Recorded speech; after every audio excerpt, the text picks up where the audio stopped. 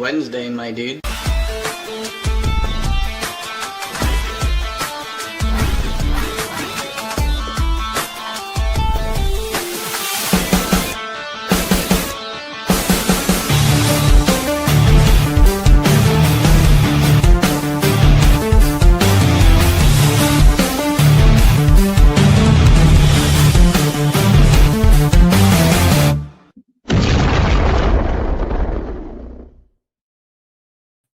Hello, everybody. Welcome to the Punch Up Pod with Lila and Pat.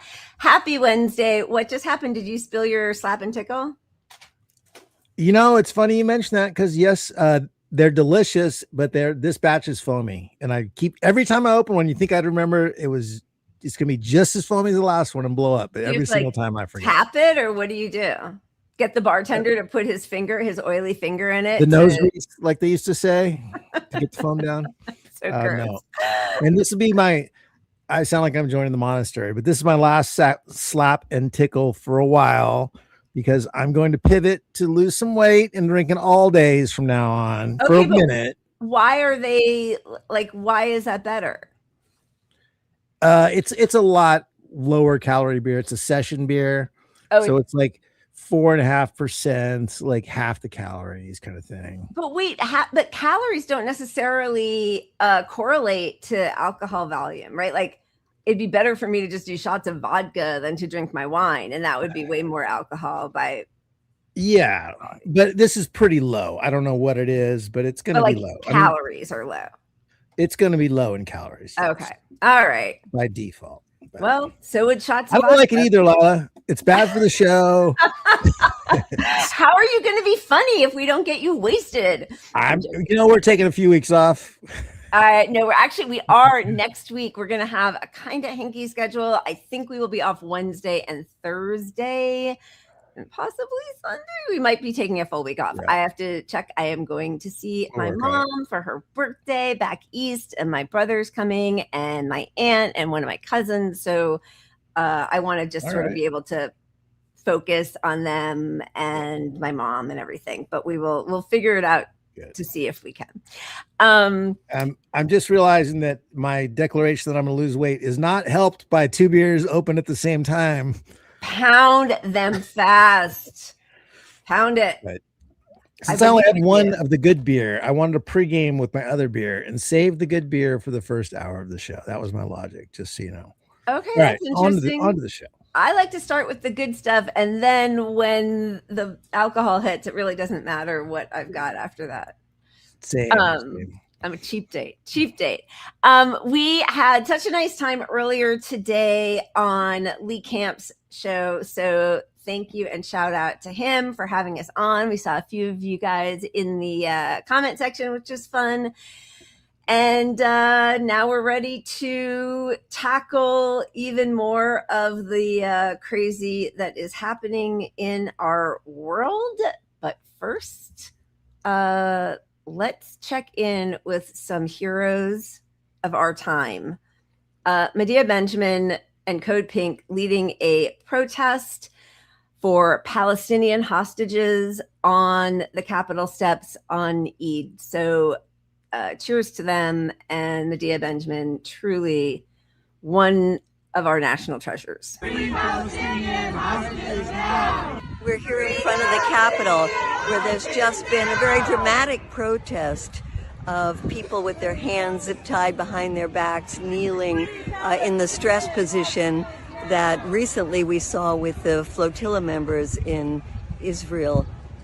But what we're really here protesting is the 9,600 Palestinians who are prisoners or hostages inside Israeli jails and detention centers without charges, without trials, and under horrific conditions of torture, of rape.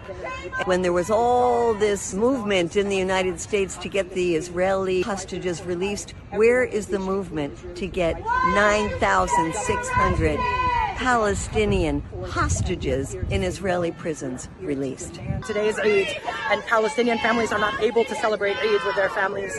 We are here, Muslims, Christians, and Jews, saying that this is not okay, that we need to allow every Palestinian deserves to celebrate Eid with their families. We need to allow international law to be what it is, otherwise we're making a mockery of it. And we need to step up and speak out. And so they're being arrested in an act of civil disobedience here at the U.S. Congress, and we demand action for Palestinian hostages. We need to free Palestinian prisoners. We need to free the hostages. They've been held without any account, without any trial, without any reason, and they need to be able to celebrate with their families just as we are able to celebrate Eid here.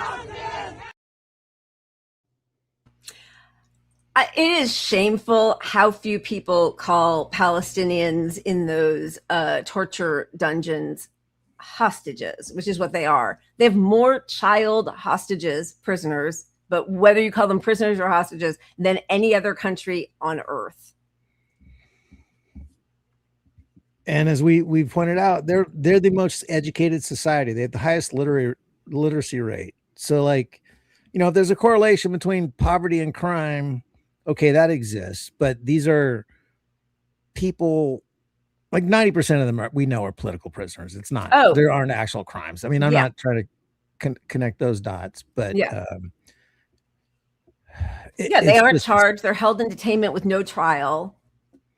No trial, and often the people that imprison them they're the ones who get to determine getting them out of their temporary judicial system. So if your arrestee wants you in jail for 4 years, you're in jail for 4 years. And now, because they're all prescribed as terrorists, because they're just Palestinians who are alive for the time being, this death penalty that's only for Palestinians, because the death penalty is illegal for Israeli Jews, has just been instated. That was the whole, noose lapel pin that Ben-Gvir was wearing. And so, as people are saying, many of those kids are being accused of being terrorists for throwing rocks, throwing stones at Israeli, these IOF troop members or huge tanks. And that is considered an act of terror for fighting back against the genocidal occupation. I mean, it's just crazy. Yeah. But kudos to Code Pink. They've shown up more than any organization probably to get in the face of our politicians. Absolutely. Yeah. I mean, and also Medea Benjamin is teeny. And they manhandle her and arrest her and throw her around. She's, she is truly fantastic. And yes, I mean, I cannot imagine what's happening to all of them, especially, the more high profile hostages like Dr. Hassam Abu Safia. It's, watching, he had to see his own child murdered and then went out calmly to talk to the Israelis for the crime of continuing to take care of Palestinians in Gaza. And they haven't seen him it's over a year. I mean, it's just, it's truly, truly horrifying. Yeah.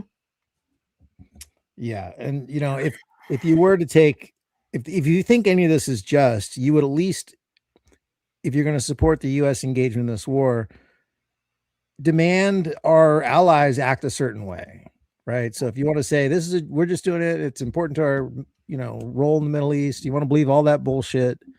Okay, well, can we treat the prisoners fairly still? Can we do any of these things? No. Nope. We're not going to put any guardrails on. There'll be no repercussions for any of their horrific crimes against humanity. And they will call little kids, some of it, like we've seen, a 2-year-old being dragged away from his family and hauled off to one of these prison chambers or whatever, torture chambers. And the accounts of rape of Palestinians being held in these dungeons has been going on since the beginning of Israel, truly. So knowing that they're taking children in there just adds another layer of horror. And like, and even, you know, IDF soldiers talking about their commanders just see, you know, as they do their nightly terror runs in the West Bank, just seeing a young kid playing in front of his house, walking over, holding his arm, stomping on it till he broke it. You know, like it is such a sick society, and it's bleeding everywhere. So I think that, you know, and it's extending over to us here. That cruelty, the normalization of that cruelty makes it, you look at ICE and you're like, well, it's not as bad as Israel's doing over there. I mean, it is normalized though. It's like, it's getting there. This is our society now. I mean, it's getting there. And, you know, we see what's happening in the ICE detention centers where, you know, they're being tortured. They're eating food that has worms and infested. They all share one non-functioning toilet. And then, you know, we've mentioned this several times, but there are dozens of young girls, teenagers, who have been in ICE detention and are now pregnant. Well, the girls and women are held in one side. So how are they becoming pregnant, do you think? Right?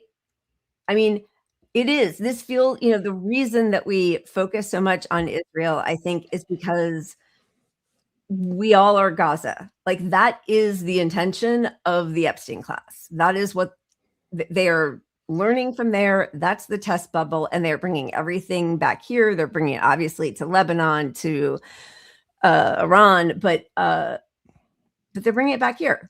When we have our cops training with them, that's what's happening. Yeah. And look, if we can't make a dent in our country's foreign policy amid a genocide that nobody wants, good luck getting a small improvement to our healthcare. Good luck, you know, getting student loans dismissed a little bit. Good luck at anything you want. I mean, hey, we're just we opened the war with Iran, killing kids. So, you know, you think you're going to go protest your way to a livable wage in a country that doesn't care about opening a war with killing kids anymore? Like, nope. There is no red line. They do not value human life. I mean, it's just, or our human life. They value their own, certainly. It's really wild and sad. And the people who keep showing up the way Code Pink does, and Medea Benjamin, and, you know, she's just coming off of another trip to Cuba to try to bring aid and relief there. She's just nonstop, like the Energizer Bunny. It's amazing. Amen. All right. So, and also, you know, I do just want to say, I hear you. So, like, none of this is really new. And we know that, you know, Nazi Germany, you know, took some pointers from the US and our Jim Crow laws, and obviously, you know, slavery and our own genocide of Native Americans. So I guess it's this is just the current iteration of the most horrifying example, I guess. I don't know.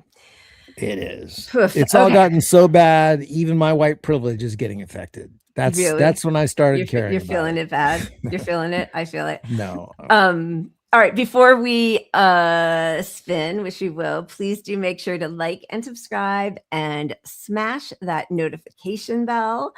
I saw somebody say spin the gizmo. Is that Zizou? And also the runs saying that he's seen us 3 times today. That's a lot. You better drink a lot. Get through it. Yeah. I hope you're addicted. I hope you are addicted. We're on tomorrow night as well. It never ends. Too much is never enough. More. All right. If less is more, think about how much more is. All right, here we go.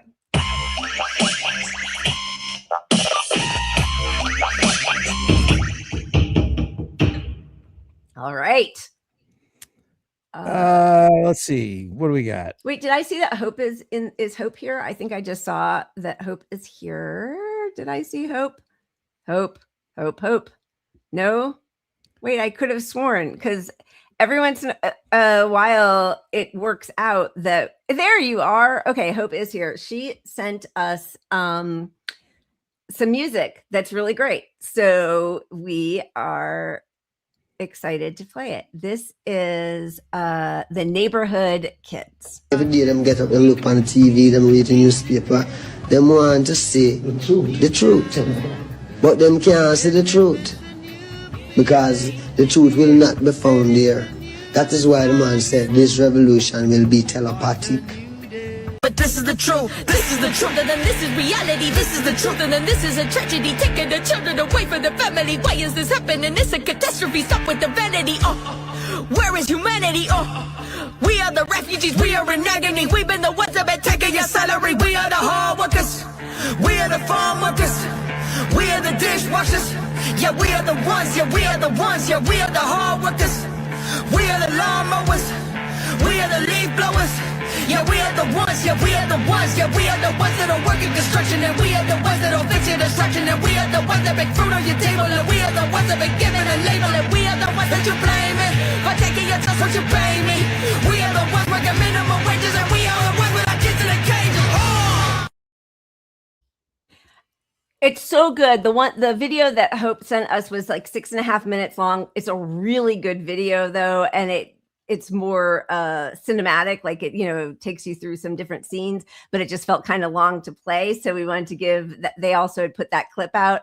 But cheers and thank you for sending that our way. And yeah, they are the ones who are working so hard, and they're the first to have their kids in cages. What a world. Look, of all the cultures I see around, you don't want to put culture on culture, but Hispanics are the hardest working fuckers around us. The food's amazing. They work hard. They're the nicest people. They're the least criminal in society almost. I mean, they're one of the lowest racial groups. So it's just a pox in our culture. I'm going to play another song because it kind of, it's a continuation of that theme, but it might be a little sadder, but that's Punch Up Pod for you. We're all gonna cry together.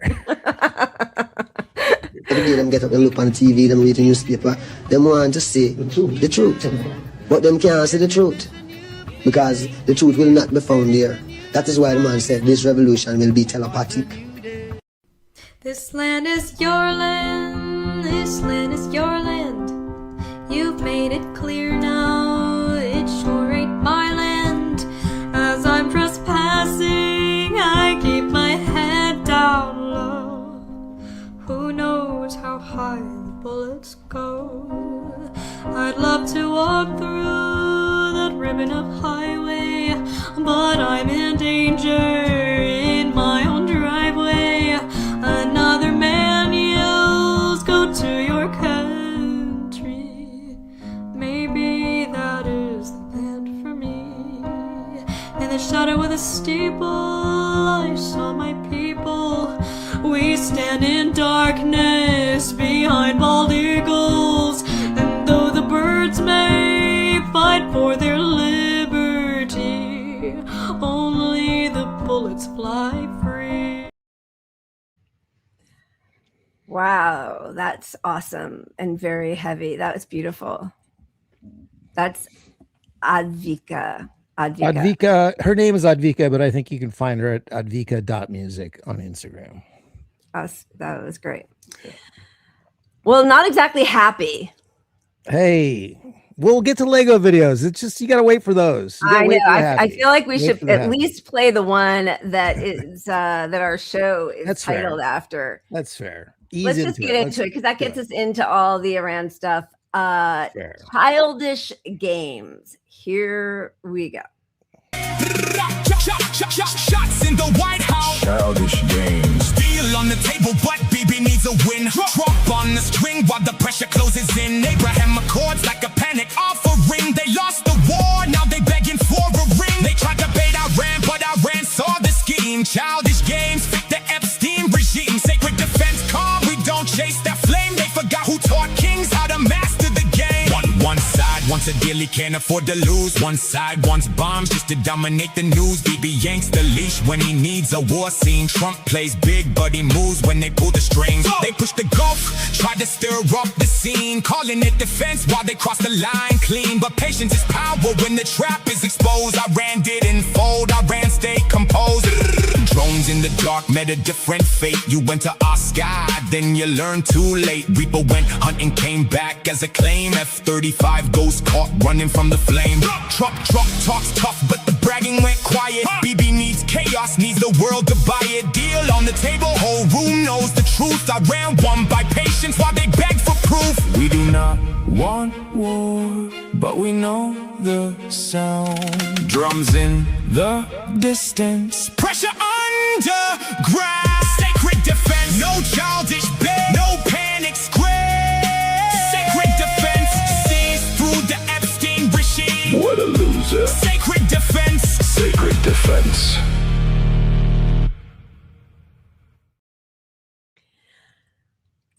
So, you know, childish games, truly. I mean, we are at such an insane point right now where, like, we've talked about this now every show since the war started, pretty much, right? We cannot restock our weapons fast enough.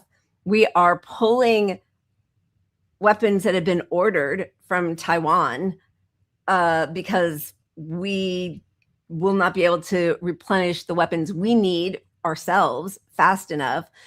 And so we've lost. There's no coming to the table about the enrichment of uranium, the Strait of Hormuz. And we just, in the middle of all of this, hey, I think there's a peace deal. We just struck ships in the Strait of Hormuz as self-defense. Like, that is a page out of Israel. I mean, are you kidding me? They were going to punch us back. We started the war with that mantra. By the way, those must have been civilians, because they're saying, the U.S. is saying on Monday, they launched what U.S. Central Command described as self-defense strikes in southern Iran. They target missile launch sites, boats in self-defense, saying that they were laying more mines in the Strait of Hormuz.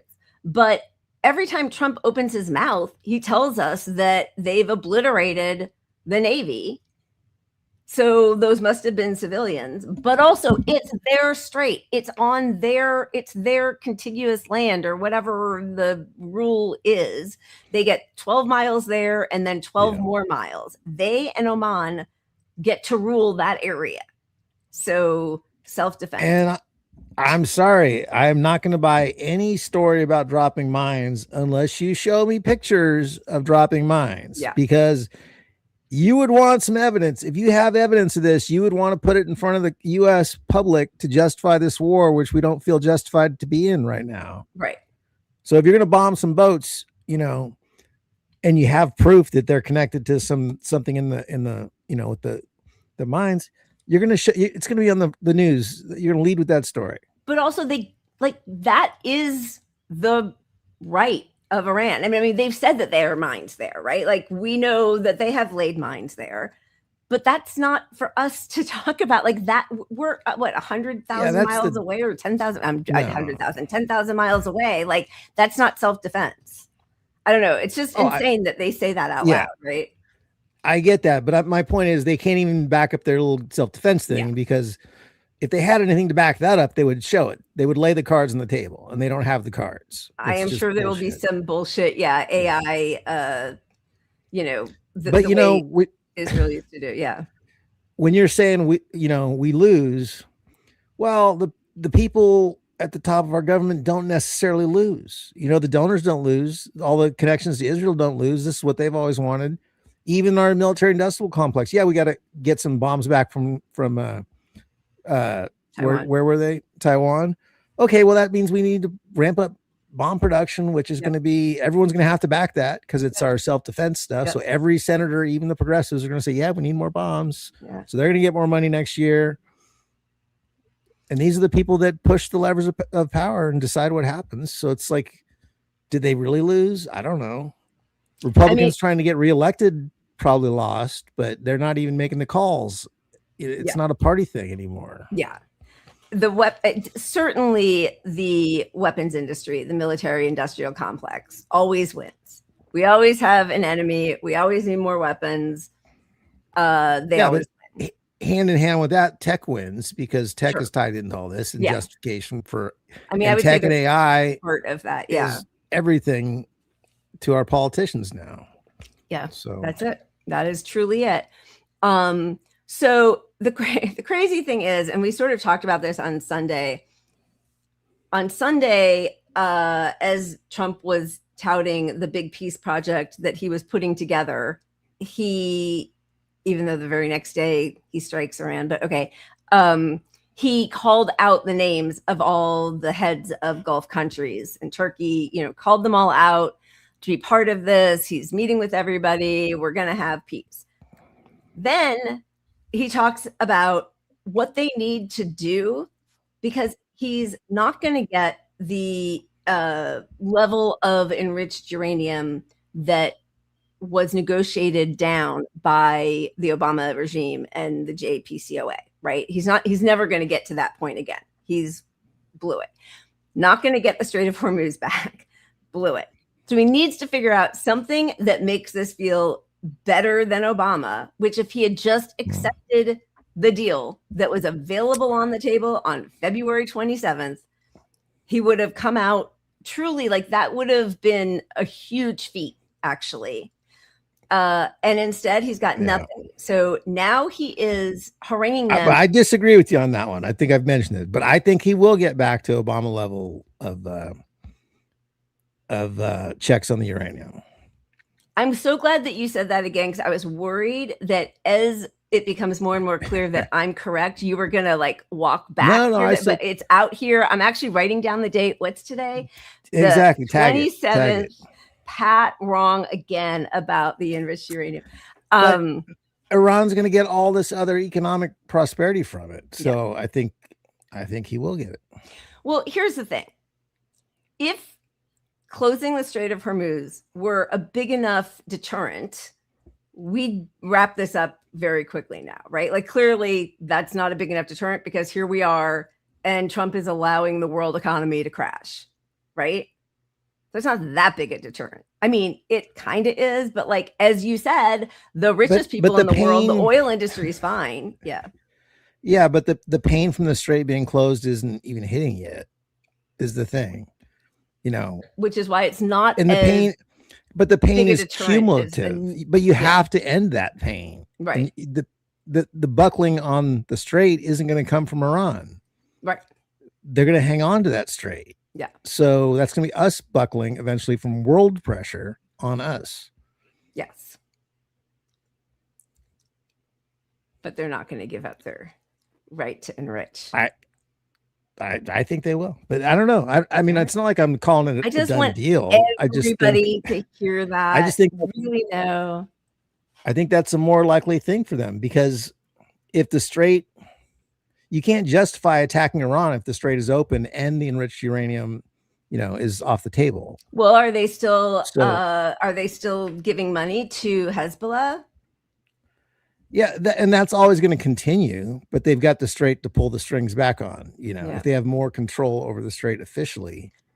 I just think that it doesn't matter. It won't change until Israel is crushed. Yeah. I'm not saying that peace in the Middle East is going to happen from it. I'm saying we're going to go back to where we were before this recent conflict. Right. That's all. Yeah. But I don't think that you're right about we'll see. that. I know I'm an outlier here, so that's fair. Yeah. All right. Someday we will revisit the whole Trump won't even be the Republican nominee. All right. So this is Trump really stomping his feet, putting down making them really understand who's boss. Accept an agreement with Iran that just calls for further talks on the uranium, or is the only option in your mind one I would for some of it, because it's a memorandum of understanding for speed. One of the things that will happen is the strait will open immediately, but it's got to be perfect. I'm not going to do this. I didn't do this to get a crummy agreement. The worst agreement ever signed was by Barack Hussein Obama. What a horrible agreement that was. It was a setback for this country, for the whole world. The Middle East would have blown itself up. No, I would like to have the countries we were talking about, with Saudi Arabia, UAE, Qatar, and the others, we would like to have them immediately join and Steve Witkoff is working on that with Jared and some others, but would like to have them join the Abraham Accords. It'll be historic if they do it. And I think they owe that to us, to be honest. I think, because that really would be a tremendous sign. And I think those countries owe it to us. Steve, are you going to get them to sign? We're definitely pushing it, Mr. President. I'm not sure we should make the deal if they don't sign. You want to know the truth? If they don't sign to join the Abraham Accords, I don't know that we have countries in there already. UAE, great countries, bold countries, and it's turned out to be so good, so effective, and so we're requesting strongly that they join. It'll be great. It'll be great for Saudi Arabia. It'll be great for Qatar and Kuwait, the whole group. So the Iran deal might be contingent on more countries joining the Accords. I don't want to say that. I'm not going to give you, what's contingent, what's not. I can say that we can make a good deal right now, but maybe not a great deal. And if it's not a great deal, we're not making it. Okay. Can we just remember the impetus for October 7th was the Abraham Accords? Because all of those Gulf countries that were going to sign on to Jared Kushner's weapons deal with Gulf countries and Israel was going to leave Palestine behind. They were just going to be completely forgotten about by their neighbors. And when apparently it was leaked that when Trump was on the phone with all of these Gulf countries over the weekend and said the thing about the Abraham Accords, there was such a long silence that he thought they had hung up because they're not joining, because the reason that is holding back the people who will refuse to join, especially Saudi Arabia, is there is no peace. There is no plan for peace for Palestine. There is no plan for self-determination. And now he's coming back to the very accords that incentivize like the ramping up of fighting for their freedom. It's just it's crazy to me. Who's going to do that? Nobody's joining this. Yeah, and they all have an incentive to hold out until it's punish Trump the most to get to November. So I think any serious result happens then. I think until then we have a lot of ceasefires that are broken. Yeah. I mean, I think Israel has broken the ceasefire with Gaza, ceasefire with Hamas, and the ceasefire with Hezbollah every single day since those ceasefires were put in place. I mean, this weekend, they are claiming responsibility for killing 2 different Hamas leaders. And once again, that is who they signed the ceasefire with. It's with the other force that's fighting back, right? Like, it's not with civilians. You're not supposed to kill civilians in the first place, even though they do that every day. But like during a ceasefire, you're not supposed to say, oh, whoopsie, look, but I could just get this guy who we were fighting against. That is who your ceasefire is with.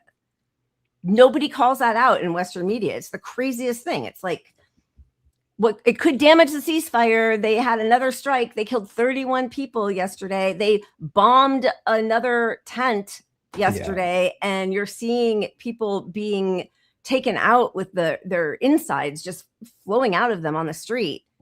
And in the U.S. papers, it's just, could damage the ceasefire. Yeah, and once it finally hits a tipping point to where the media has to respond on it, then you get a Trump or a Biden who comes out and says, well, I really don't like that. I'm going to talk to them. Right. Behind the leaked story, behind the scenes, Trump furious, throws a chair. Biden said fuck 7 times. Yeah. You got to hand it to Barack Ravid. He just keeps churning those stories out over and over. One president after another, just furious with Israel as they let them do anything they want. Yeah, so I mean, the Abraham Accord, obviously, that's not going anywhere. Right? Do you have anything else you want to say about his ceasefire deal? Go on. So Iran keeps like threatening, right, to respond. I'm actually a little surprised that they haven't responded. I mean, like, I really appreciate their restraint, but also at a certain point, it feels like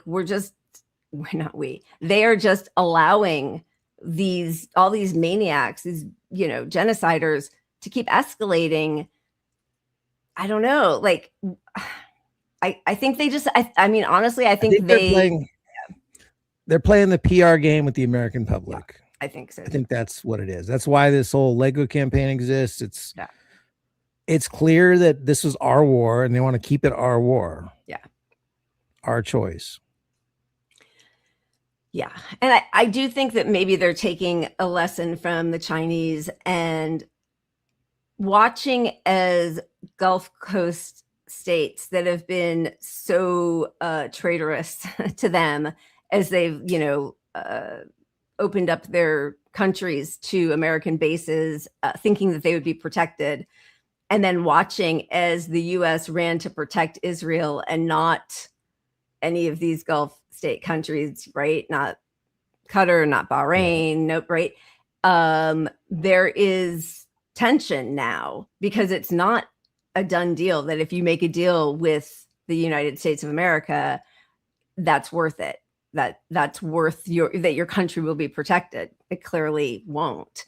And as those tensions are arising between the US and those other countries, maybe it is a smarter strategy to wait it out a little bit. But it does feel like the escalation from Israel and the United States is pretty terrifying. No, I agree. And I think their lack of a reaction is why we're due, like I said last week, for a false flag from Israel. Yeah. Yeah. I think, how are you going to get people to keep supporting this bullshit? And we're going to be up in the midterms where all the politicians have to defend their stances on stage soon. Yeah. Right. Not just the primaries. Most of these actual elections come in November. Right. And so, if you give them something by like attacking and harming a lot of American civilians, especially, yeah, that kind of movement changes public opinion on something pretty quick. Yeah. And obviously, I mean, we talk about this every episode, but the media is so shamefully derelict in their duty that because if you say Hamas connected or Hamas leader, that justifies killing mass civilian death. It justifies breaking a ceasefire. Like they will just swallow it because it's like, well, it's a terrorist, right? So I think you're right that, as soon as any American troop is killed or, the desalination plants are taken out, which would really affect whole nations, they will be painted, Iran will be painted even more as a terrorist regime, which people on both sides of the aisle just sort of take as fact. Doesn't even matter, right? Yep. We should see. I know we have Jen Perlman here, and this is one of her favorites. This is a trigger warning, Jen. But there are certainly plenty of Democrats who are pushing Trump from his more hawkish right, which is insane. Oh. I am concerned and frustrated over, again, another potential deal, a negotiation where we're going to unfreeze Iranian assets and give them billions of dollars to be able to control proxies again and to rebuild their ballistic missile program, never mind their drone program, which is incredibly deadly, and they've been increasing their drone capability. So this is deeply concerning. And look, I'm glad that Iran, their capability militarily has been degraded. But if what we get from this initial deal is just going back to where we were before, where Iran did not control the Strait of Hormuz, then what has been accomplished? I love all the it's just like one vomit after another. Yeah. And this is she's saying to finish the job. Like, hey, don't get us out of war. Just come out and say it. Say you're more hawkish than Trump. Yep. And the public is so far, the public is screaming for an opposition party. And the clearest issue to be opposition on is opposition to Israel. Yeah. Well, and that, she's never gonna be opposed to Israel or anything she feels might protect them. And so the fact that Iran, has close ties, funds Hezbollah, possibly Ansar Allah. I mean, I don't know exactly everybody they fund, but like that is the guiding philosophy about Iran and why they are considered the greatest terrorists ever, because they fund these liberation groups that take arms against a genocidal apartheid state. Here is another progressive Democrat talking about Iran being a terrorist state. This better than the deal Obama got with Iran? So we haven't had an official briefing, but this is what I'm seeing that has me so outraged right now. Is the president said he went into this to deal with their nuclear program. This does not deal with that. Before he became president the first time, they had no highly enriched uranium. They had sent it out. Now they have it because of him. Number two is he criticized roundly that the deal that got rid of their nuclear program, or at least their highly enriched program, involved getting $50 billion for Iran. Well, already the president's balance sheet is letting more than $14 billion go through, that during this conflict, he allowed them to sell oil. And this deal alone, easing of sanctions on Iran, allowing them to get billions of more, the same deal he criticized, he's already doing worse than. Giving Iran more money, as he has said, will allow them to do things like fuel their terrorist proxies. That's why this war is wrong. He's got us in a situation that's worse than it was before, a more extreme regime. The Strait of Hormuz now is a leveraging point for them. This weak nation has put America in a stalemate, and Donald Trump is being played as a fool. First of all, that's their money, by the way, that we stole, those billions of dollars. Yeah, and it's not, you're talking about stealing bankers' money and people's money. It's not like government money. It's not like the country of Iran's money in a bank account. It's assets of people within the city. And when you freeze what do you call it? Whatever you call it. Like when you use sanctions, is that what you're talking about? Yes, I'm sorry, sanctions. Sanctions hurt the people the most, right? It's the public hurt with sanctions. It's embargoes as well. It's like everything is harder on the public, and it's this idea that you're going to punish the public that's going to get so upset by this, they're going to overturn their government or something. That's not what ever happened. Never worked once, ever. Not once. But it has killed. What do they like? I think in the last 40 years, they say it's killed almost 40 or 50 million people globally, US sanctions around the world. So when they talk about sanctions, like, oh, it's a bloodless, weapon, it's like a way, it's a more civilized way of dealing. No, they kill people. That sanctions kill. Actually. They do, and it's a progressive, like, the check boxes to are you left enough, at least for progressives, always include don't sanction other countries for the actions of their government. That's right. So that alone makes Cory Booker, not one of us. Oh my God, he's horrific. Every chance he gets to open his mouth, he's a horror show. And actually, I kept trying to find a clip where it's synced up better, but like every clip of him that was shown on CNN, it was out of sync with his mouth. Yeah. I will say that, Ro Khanna came out and said, I don't align with Trump on pretty much anything, but if he can get peace with Iran, I don't want to goad him into more war and more destruction and more death. I appreciate that tone from somebody from the party of opposition. Well, and that's how you should be. You shouldn't pull this Trump always chickens out and he didn't finish the war that we don't support. We should never start this war, but now that we're in it, we should go all the way. Yeah. Like what? It's evil. I mean, it is truly, it's evil. It's evil. So we have Ro Khanna. We also have, this is how you can tell who's probably running for president. It will be interesting to see what happens in 2028. Chris Van Hollen doing a big op-ed in the New York Times. Democrats have provided reflexive and unconditional support to Netanyahu and Israeli governments, even as they undermine the values we claim to stand for. It's time to end taxpayer-funded support and condition arms sales to end the occupation and salvage a two-state solution. So he goes right to the two-state solution again, which, and also, like, of course, Israel has a right to defend itself, like all of those tired lines, but at least there is some room for dissent being carved out here, but it's not nowhere near good enough. I'm all for a two-state solution if everybody that's a Zionist wants to go live in some unoccupied land somewhere, and that's your state. And then Palestine gets the other state, and they have to have a democratic society. There's their two-state solution. Where do the Israelis go? Who's going to want them? I mean, Greenland, there might be some ice available there. Greenland, like they've gotten enough from the U.S. This year. So anyway, so Van Hollen puts out an op-ed. He does clarify, primary voters won't trust any Democratic presidential candidate who does not have a record of moral and strategic clarity on these issues, especially if, as a legislator, he or she voted to send Mr. Netanyahu bombs, even as his government imposed a total blockade on Gaza.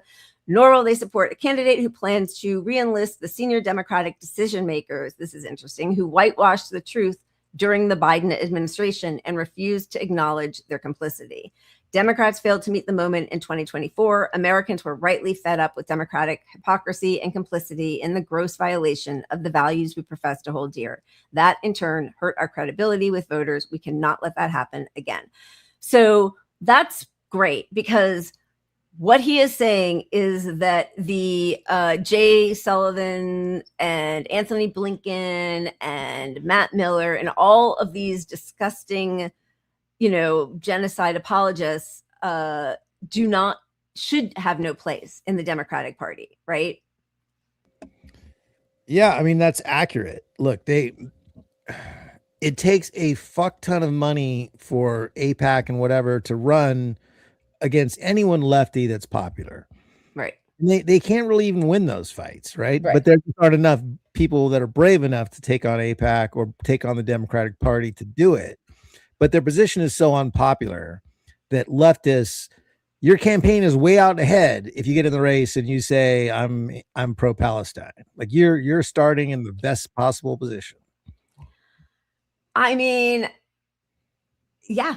And you can see, but you can see, because AIPAC is still really strong. They're still taking credit for all the money they're throwing to, primary and Democrats also, with a huge assist from what's her name?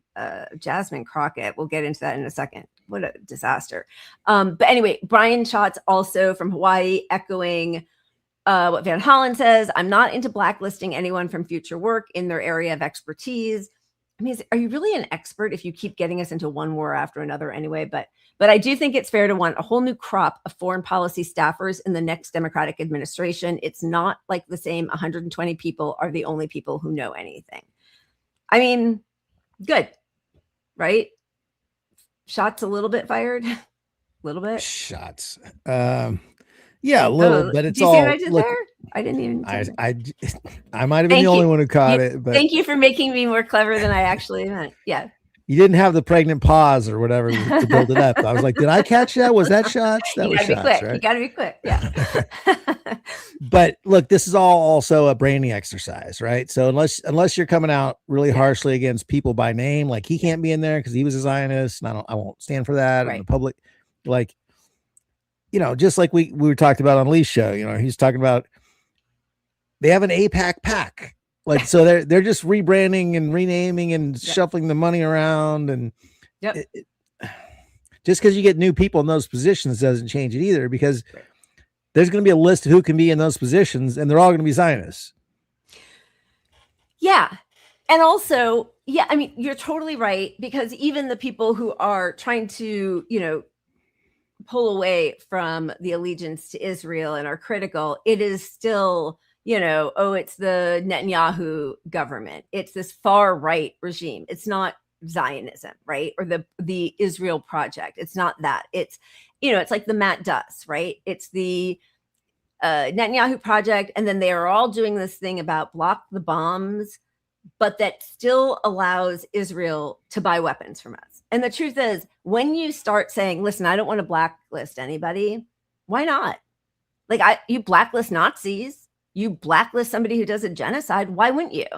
So I think you're right. Like the fact that he won't even say their names and call them out for the horrors that they perpetrated. Yeah, I mean, that's just yeah. I mean, it's something, but until we see the list of people. And look, even if you name names, until you do it, until you buck your actual party, until you know, like here he is 2 years later speaking up a little teeny bit. Right? I know. So yeah. Thank you. you're the brave guy that, you know, oh, you're going to reform the party by speaking up now. Yeah. Yeah. I mean, yeah, keep going, but I don't want you in power anymore. I mean, all of these people. Absolutely. Okay. So thank you, Piano Man. We appreciate your super sticker. Cheers. Cheers. Thank you. Let's just see, because I know we're kind of bebopping all over the place, and there was a lot of stuff with the primaries yesterday. Iran. Oh, this was actually a great moment. I just could not bring myself to watch this whole debate, because honestly, Mike Pompeo and Victoria Nuland are so hideous and so wrong. Just watching these 2 minutes was pretty rough. Painful enough. Yeah, but I appreciate that, you know, and I'm not sure why, but Mearsheimer seems to have much more media exposure. You know, he's on tons of podcasts talking about, you know, our foreign policy and the Israel lobby. He wrote The Lobby with Stephen Walt in the early 2000s, which was all about the Israel lobby. But so they are appearing together in this, what is it called? Monk or something? It's some debate forum. It's like the foreign policy, what's the thing that Glenn Greenwald just did? The Jubilee. Yeah. So this is like for, you know, older wonky people. But anyway, it's kind of like the old college tours where the intellectuals go around and debate things. But yeah, exactly. At least it's starting to happen with people out of power who need money. Yeah. Let's be honest. And especially it's good to have these other voices, because I do not remember hearing these voices growing up ever at all. It was just Israel's right. It's the only democracy in the Middle East, in a bad neighborhood, always having to fight for their survival, you know, all that kind of stuff. So I am encouraged that this is becoming more prominent. So this is Stephen Walt schooling Mike Pompeo and Victoria Nuland. I'm going to pour another drink. This is what human decency demands. You don't let a radical regime close off the global economy by firing Shahed missiles into nations that did nothing. Right? They're firing into civilians in the United Arab Emirates, even just this week. That's just not something that the world can accept. And so this monster is worthy of the hunt. You do know, Mike, that we started the war. No, absolutely not. Absolutely not. Oh, no. They weren't firing those missiles until Israel and the United States attacked Iran. You do understand. Welcome to 1979, when the revolutionary regime began to kill Europeans. You do know that we overthrew the democratically elected government in 1954. Just for the record, you were talking about this. You don't think Iran has? You think Iran's forgotten about that? No, I suspect they've not. You don't think Iran remembers that we supported Saddam Hussein in the Iran-Iraq War? I know forgotten this. about this? I know this. Other countries have history. Do you think Iran is a monster? No. Okay. Okay. I don't think they're. I'm glad I don't live there. I think many countries do many bad things, including my own, and I wouldn't call the United States a monster. But Stephen, do also remember that we wouldn't have had October 7th if we hadn't had Iranian support for Hamas. I agree. We wouldn't have had October 7th if we'd gotten peace in the Middle East, and that's a much longer story. It is, and every single U.S. president has tried and will continue to. Not very hard. But it is very important to emphasize there's no evidence that Iran even knew about October 7th, much less Oh my goodness. Right? I'm sure it is lovely to live where you live and believe there's that. no evidence in the public record of that. Oh my goodness.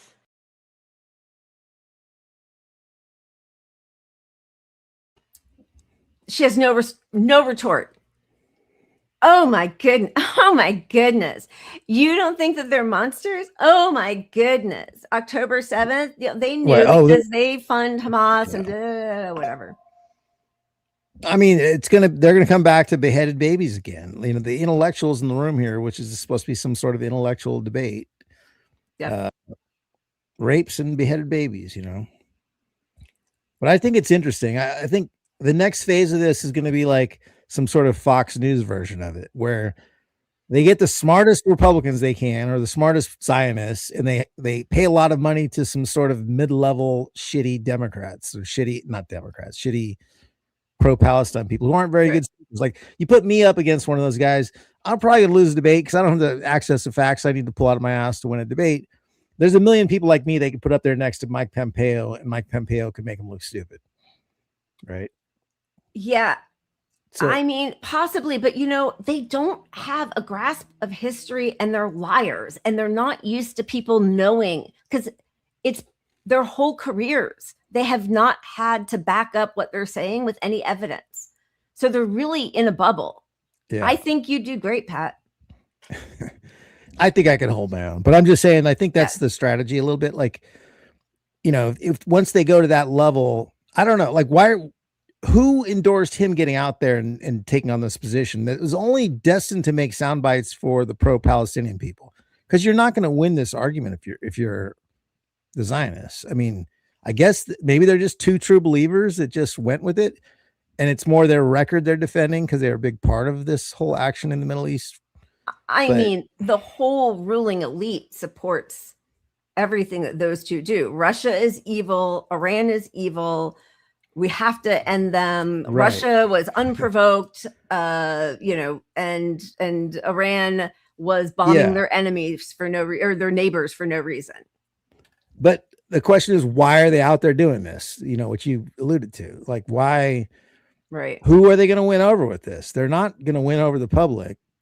I mean, it kind of feels like the Democrats saying, "Oh, you Democrats, you got to all go on podcasts," and like, "Oh, you Zionists, get out there and talk to the public. Go talk to the public. Win them over." Yeah, I need to look up who is putting that monk thing together. That's interesting. I don't know who it is, but it is interesting to me also. And I don't know where Stephen Walt. I don't know if he's still in academia, but Mearsheimer, I think, is at Chicago. Jeffrey Sachs is at Columbia. So, he's always talking about his colleague, Hillary Clinton, as he's like vomiting into his mouth. But, they do rule the world still. And they're trying to silence any. I mean, I think that they do not realize that the facts do not back them up. I think they think that they are entirely justified. But I agree with you. I mean, obviously they're losing. And as more people who have been spoon-fed this propaganda or had it forced on them since, as more of those people sort of exit stage left or right or whatever, the younger generations have no patience for this. And even, American Jews, they're, I do subscribe to like the daily newsletters from Forward, which is, the liberal Zionist paper, lol, and then Jewish Insider and one other one, and it just gets worse and worse, like more and more far right. But in the Forward, they were talking about how American Jews have no attachment to young American Jews have no attachment to Israel. So that project is failing, which is and this is probably just an extension of that in a sense. Like their budget is all Hasbara. I mean, and buying the politicians and whatnot here, but like they've lost that war right now with the public. And even though they've controlled the entire narrative on the news, they've lost it. So this is an attempt to find some, maybe just like a bad debate, your candidate could still get a good clip out of that you can recycle over in your neck of the internet, Yeah. But the public, I mean, even this thing, you could hear all the cheers for the left, and Pompeo, not a lot of love over there. Yeah. So I wonder what that audience. Oh, another Those dog knows. Person heard from. Hello. Yeah. I mean, Newland has so much blood on her hands for sure. And And apparently now, because a lot of the drone usage that Ukrainians have been using against Russia, the United States military is learning from. So the US doesn't want to put our own troops on the line into the wood chipper, but we are encouraging Ukraine to keep going, even though there's no way they're going to beat Russia. We've known that from the beginning. They're losing territory. They're losing lives. I think a majority of Ukrainians, when they're polled, want to find an end to this. But we keep it going because we are learning from their use of drones, because that's this asymmetric warfare is how Iran is winning, right? And also how Hezbollah is, beating the IOF. I mean, but that's all, we're using them for that. I mean, it's just truly a horrific way to go through life. Like, how many people have to die for their military industrial complex? I don't know. Yeah, it's all really just such a choice that if you can find overnight trillions for this war over there and you can't fucking give people healthcare here that saves everyone money, saves the government money, saves us money, keeps us alive and happier. And there isn't even one party in the two-party system. You can't have an opposition party that says, I don't know, I choose the healthcare for our people over the trillions of this dumb war. You can't have that. Well, you start to get it, and then AIPAC, is trying to tear them down. So we're about to get to that, but I feel like maybe we should spin, because then we're going to have a whole Democratic section, right? Yes, do it. All right. All right. Also, I think I need a little more wine. I need to open another bottle of wine. This is my last slap and tickle. What? Oh no! Last slap and tickle for wine. Oh, do we have another song? Yes, we do. 3 more. Oh, We're look good. at that. We are good to go.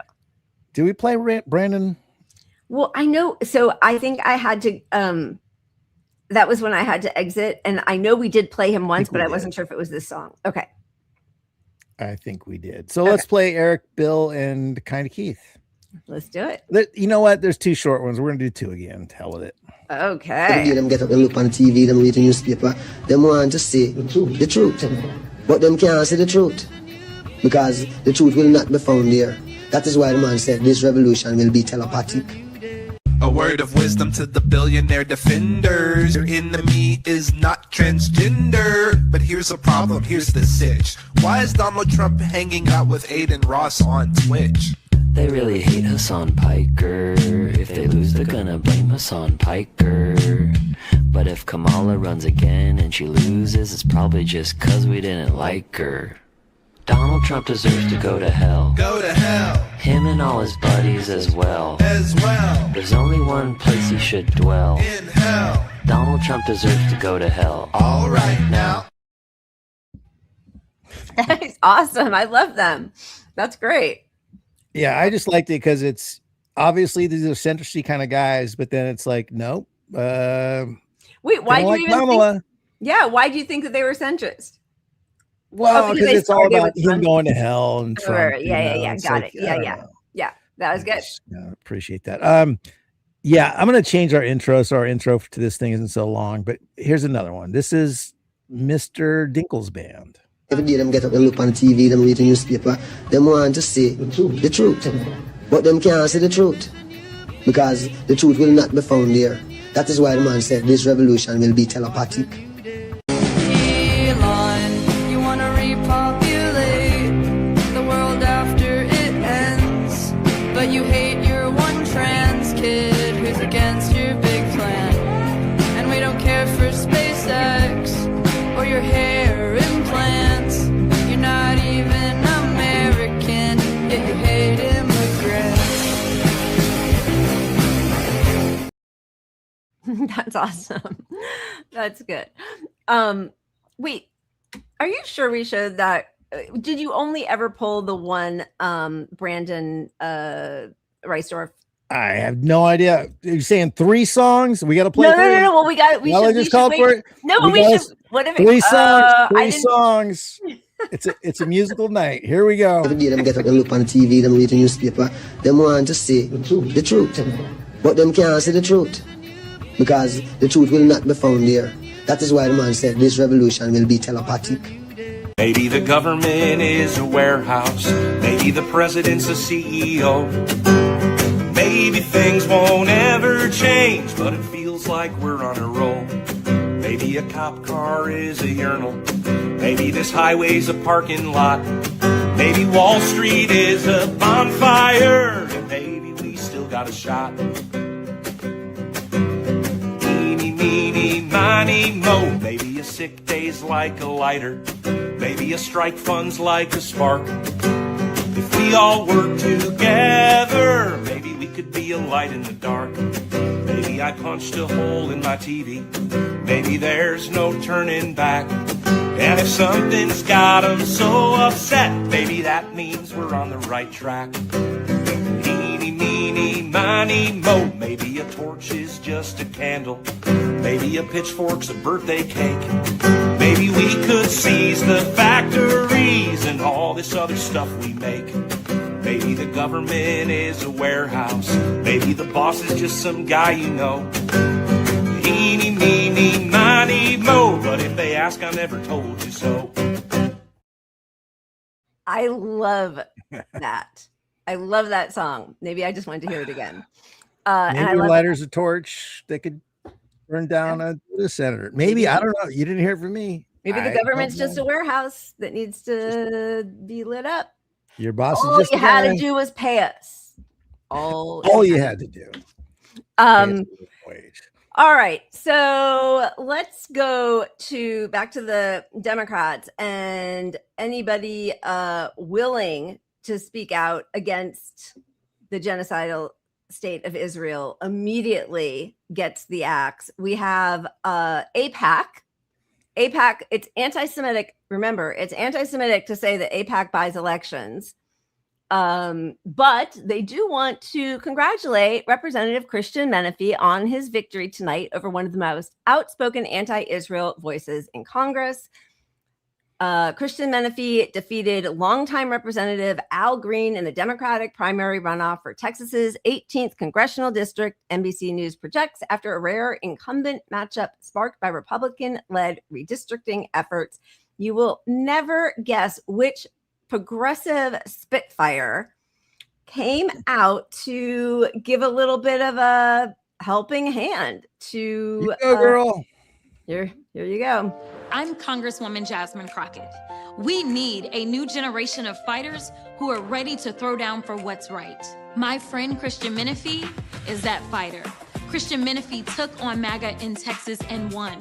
In Congress, I see him doing the work firsthand every single day. Y'all, on May 26th, I need you to vote for Congressman Christian Menefee.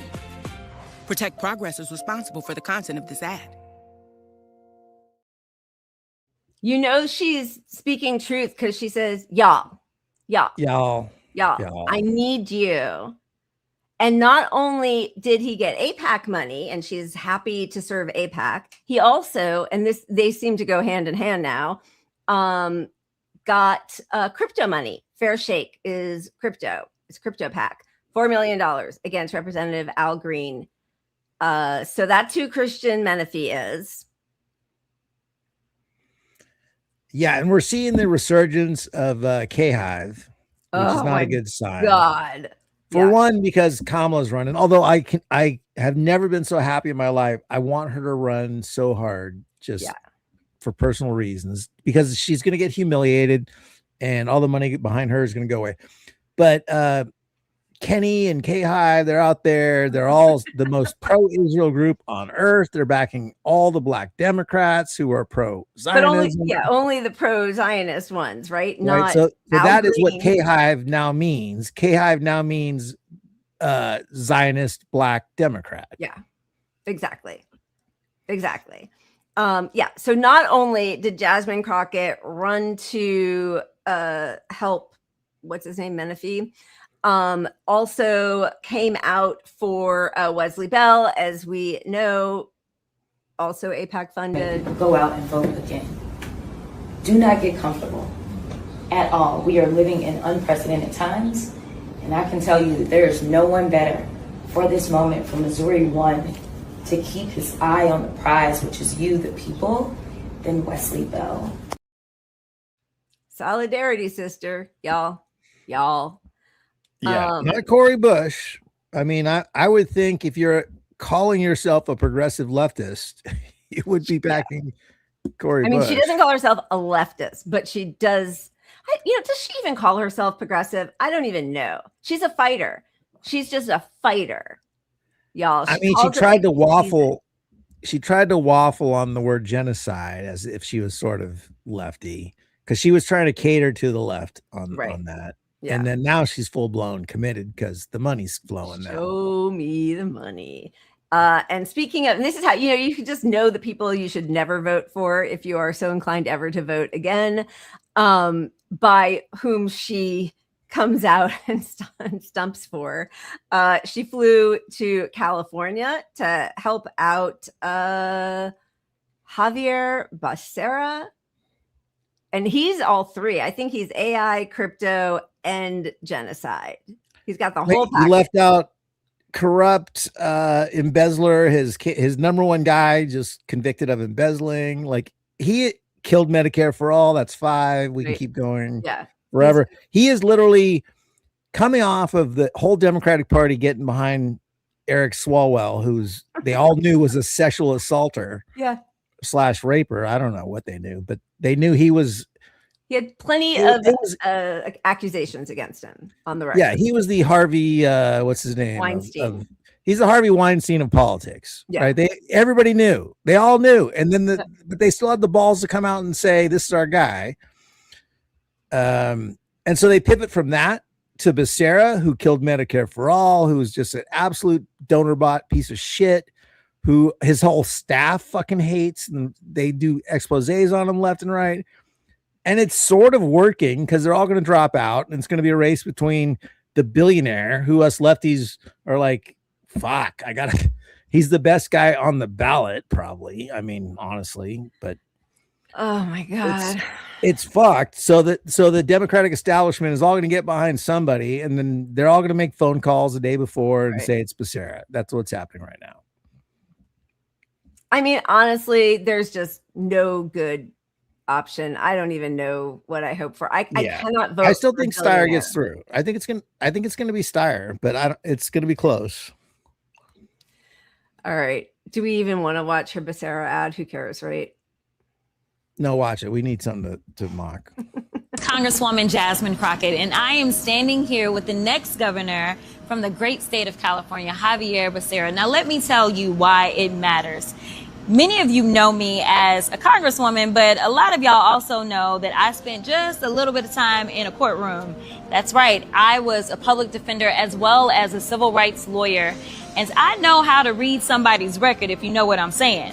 And let me tell you, I've read up on Javier Becerra, but more importantly, I have been in the fight with him. We have been in the trenches because he was in President Biden's administration when I was serving as a member of the House as a freshman.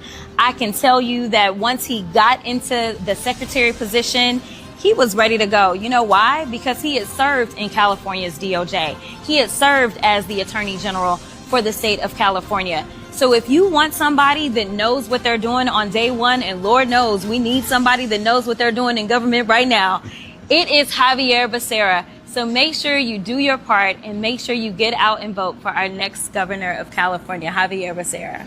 Congresswoman Crockett, I would tell you, whenever you're next to a force of nature, you take full advantage, because that's what you got to do if you're going to help a people who are being oppressed, people who are being rejected, people who are being told you're not part of this community. And we need a fighter. And right now in California, we're looking to make sure everybody gets out to vote. Because if we don't get out there, people will assume that we don't care. We care. We care enough to have someone like Congresswoman Crockett come to California and inspire us here. So get ready.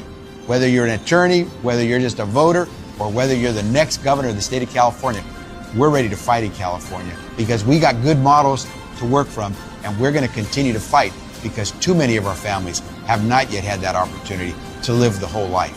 Let's do this together. Let's do it with the forces of nature who come to California to help us make it happen. June 2nd, time to vote. Let's go.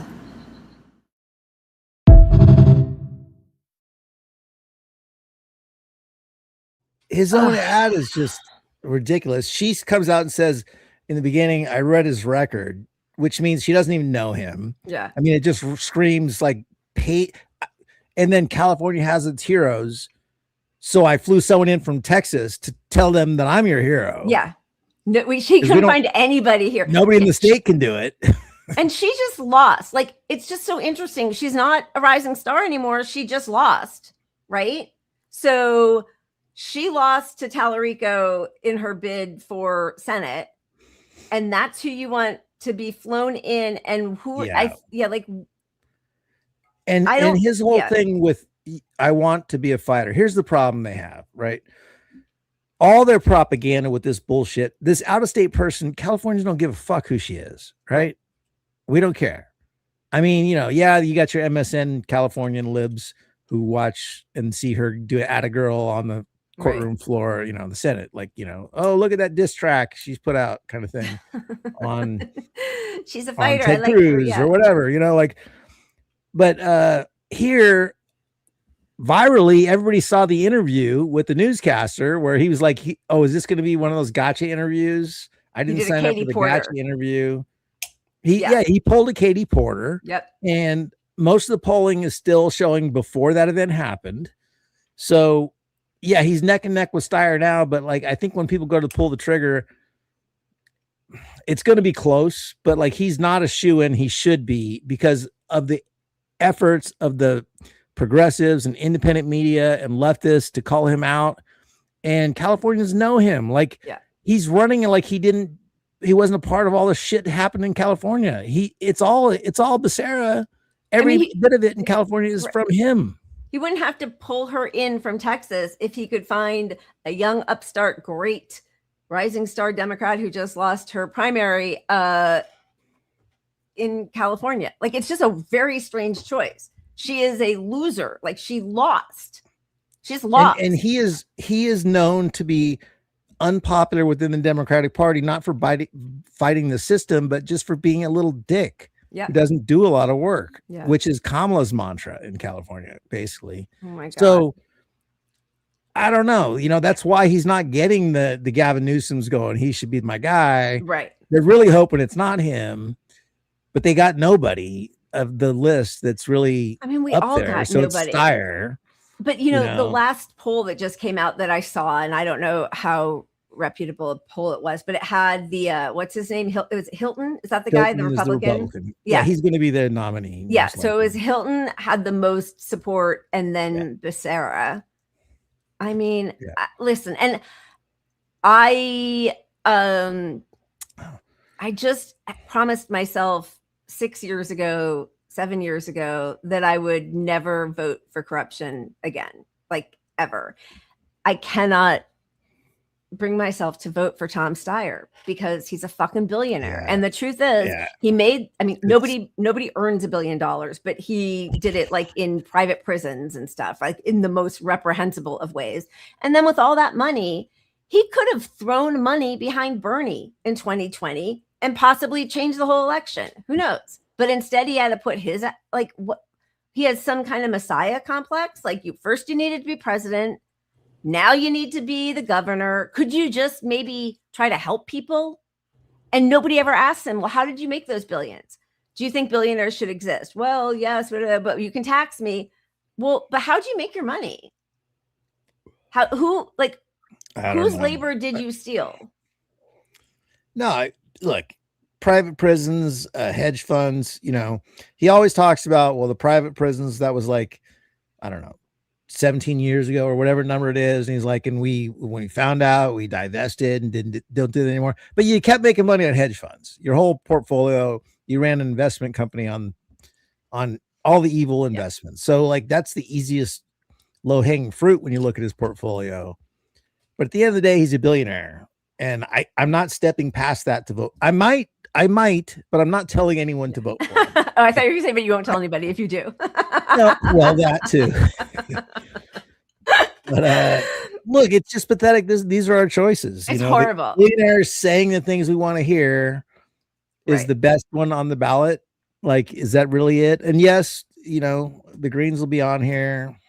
But they got, I mean, you can write Butch Ware in, but the Dems with their lawfare got him off, right? So like, that's why we always have just the lesser evils as our choice. That's the plan. That's the project. That's how Dems and Republicans made it happen. So I don't know. I don't want to sanction this whole corrupt process. I just hate it. I hate it. Okay. So, but here's something that's interesting. So Trump in Texas put his weight behind, what's the guy's name? Ken Paxton. Because apparently John Cornyn was not sufficiently ball licking enough for Trump. I think, did he vote maybe for his impeachment? I can't even remember. But anyway, he wasn't enough of a sycophant. So Trump puts his weight behind Ken Paxton, and Paxton beats Cornyn. So now Republicans are actually concerned because Paxton is not popular with people, even though he beat Cornyn with the MAGA primary crowd, right? Well, and that's the problem with this whole electoral system we have, is that primaries get the most informed people in your party out to vote, because most people don't even vote in the primaries. So that's going to be the MAGA folks, the radical right, and they're going to vote for somebody that can't win in the midterms, So yeah. And in the left, the problem is the opposite, is all the money gets spent in the primaries to elect the most Republican of the people. And then you just hope they win. That's how the Democratic Party operates. It's the opposite of like catering to the radical wing of the party, which is the progressives. It's the opposite in the Democratic Party. Although I will say, I mean, this was a surprise, right? That Talarico beat Crockett. And now I just got some email He's gonna win from him. Yeah, I think so. Now they're thinking, yes, that he will beat. I mean, that's the thought, that he will probably beat Ken Paxton, because Ken Paxton is so corrupt and so despised, even by Republicans. There are a couple of anti-Ken Paxton ads that we're going to show you that are actually were done by the Republican Senate committee, right? So like, they hated him. Now they're pulling it off the internet, but they hated him. But even in Talarico's email that I got either yesterday or today, he says something like, listen, I've called out the far right and the far left. Like, who on the far left are you calling out? What are you calling out on the far? Like, name me one far left person that needs to get called out. Like, seriously, I would love for him to name one thing. What's he talking about? It's going to be Hassan Piker at the end of the day. Oh my God, of course. Right? That's what it's going to be. Antifa. I don't know his character. I don't know what he's doing, but like, just bringing that up now is a terrible fucking sign. Right? And he doesn't need to do it. He's positioned to win this thing pretty fucking easily. All right. So this is, I think, is this the ad from this is the ad from the NRSC that they've now pulled, but this was the anti-Paxton ad. This is the sound of Texas. And this is how it sounds under Ken Paxton.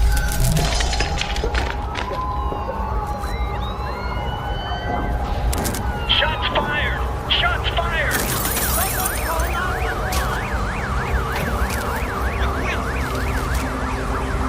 So, which Texas do you want to hear?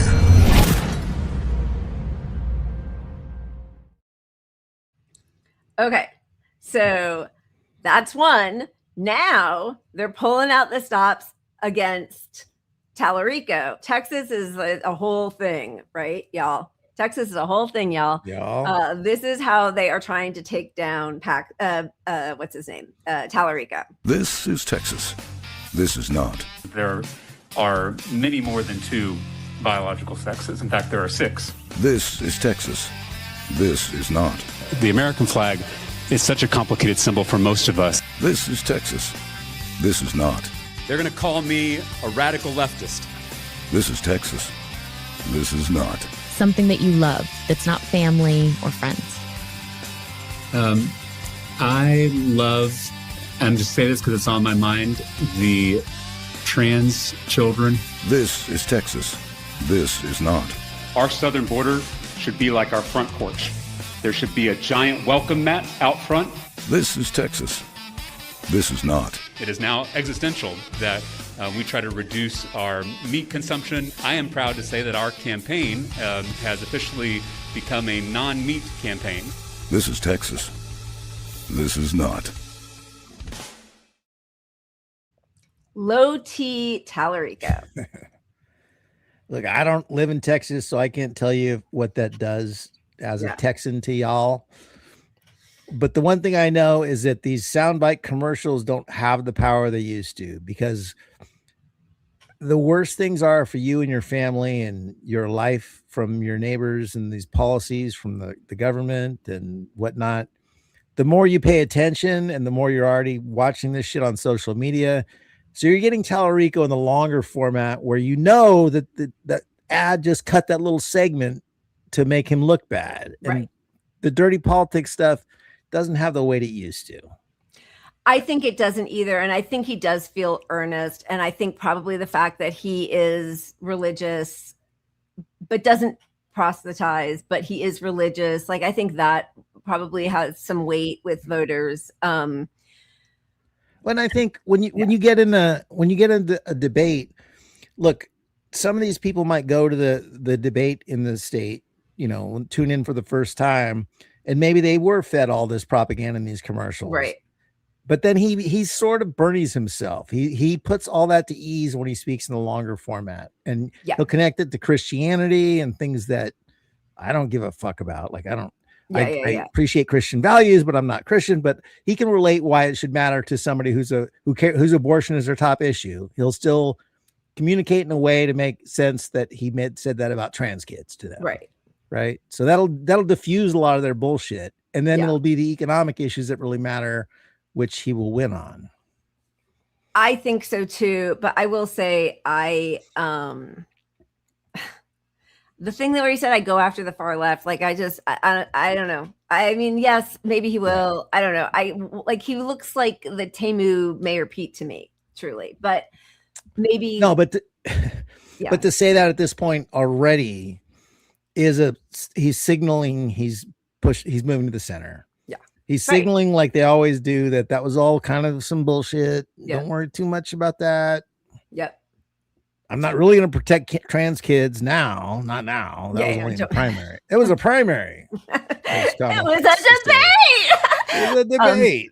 They did pull a lot of clips, like the thing about the meat, and then there's another video of him just, eating meat at a barbecue. There's another one where he says, the border, we have to treat the border the way we treat our home for immigrants, with a welcome mat. And that's what they clip. And then he says, but with a lock on the door, like we still have to protect ourselves against criminals, which, they keep making. I mean, I don't know why they cede any ground to the Republican or right wing, because plenty of Democrats are this far right also, but lie that immigrants are, have a higher rate of criminality than non-immigrants. Like, it's ridiculous. So like, we have to protect ourselves from people who are criminal. Yeah, but we have laws for that. I mean, not that they work for like the white collar crimes, but like we do have laws that also would apply to an immigrant who rapes, kills, steals, whatever. Like, why does there need to be a special dispensation? It's just a weird framing. I don't think Democrats should give that any quarter. And yes, we should all remember Hillary was right. Hillary was right about everything. She was right about everything. She always is. All right. So that, I think, does it for the Texas Dems. But let's just, before we move to spin the wheel, this is El Sayed is still being pushed on, okay, so first of all, we've got, what's her name? Haley Stevens, literally crying. Where do I have her? I put her under everything that makes me sick. Oh, AIPAC. All right. Well, we'll get to that. But anyway, Haley Stevens is such a disaster. Far right. If that's what you want, she's a far right Democrat. Then we have Mallory McMorrow, who then pushed as some big progressive, but she sucks. Every time she opens her mouth, she gets herself in trouble, right? Like that Matt Bernstein interview with also with Emma Vigeland. She sounds a lot like Kamala Harris, right? So you have Abdul El-Sayed, who's I think pretty great. Oh, you are muted. Oh, another guy who's going to win. Don't. I do really like him. No, but the Democratic Party, they're so stupid not to. You can't push this big tent and then he gets through and you keep attacking him. It's crazy because he is wildly popular. Like here, you guys are stupid. Oh, Hassan's the bad guy. Still, you're gonna still try to make Hassan the bad guy. He's widely popular. You idiots. Yeah. I mean, they are really coming after him. They cannot. How do we message? How do we get the Joe Rogan of the left? We need more young men. We just need to go on more podcasts. You've got a guy right here who people love, whatever you might think of him, and and they cannot try to tear him down fast enough. Josie, that's hilarious. That would be the whole show. One big folder. One big folder. And yes, that's absolutely true. It really is. So what was this from? This might have been what was this from? The Jewish Insider? No, I think it's Politico. I actually think this might be Politico, but why don't I have it here? Sorry. Okay. El Sayed said he struggles with question of whether Israel should exist as a Jewish state. The Michigan Senate candidate questioned how Israel being a Jewish state is consistent with any form of liberal values that we say we believe in here in the United States. He's absolutely right, of course. El Sayed continued, I need folks who want to ask me that question to explain what it is they mean by that and how that's consistent with any form of liberal values that we say we believe in here in the United States.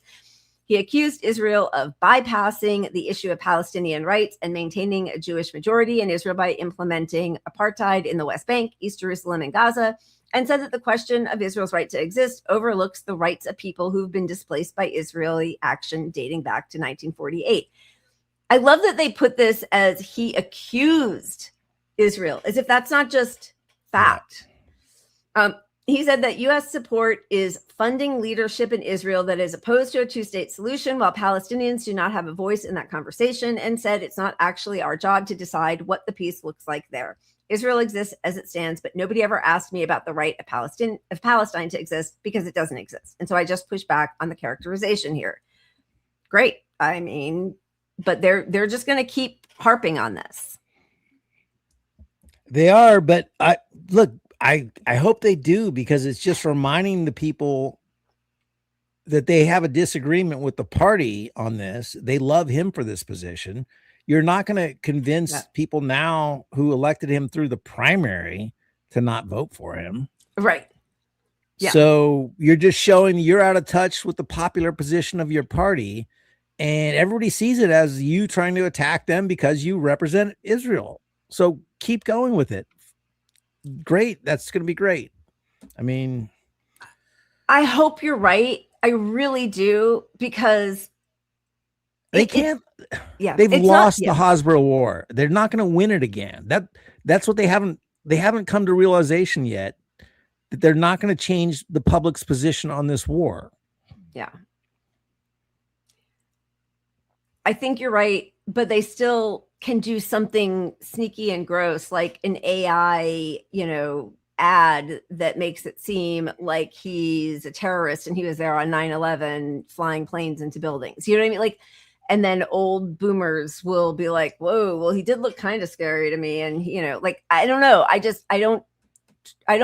Because we don't really have a democracy, I get nervous. Yeah. But I hear you. I think people like him. Basis, yes, you can. There could be some October surprise it's called October for a reason. They're going to do it right before, well-timed, so you don't have a time to gather a campaign and react to it, right? That's politics 101. Yeah. But now you have the time to respond to it, because the commercial it'll get seen a lot. But you can also have your social media army out there pushing stuff right to counter it. And I don't know. I just think they're cooked. I mean, look, we're not going to get every progressive through, and I don't want to get most of them through the Democratic Party, to be honest. But the ones I trust, I want them to win their race. Yeah, just to have somebody, as long as he doesn't immediately go, and I'm fighting those progressives too.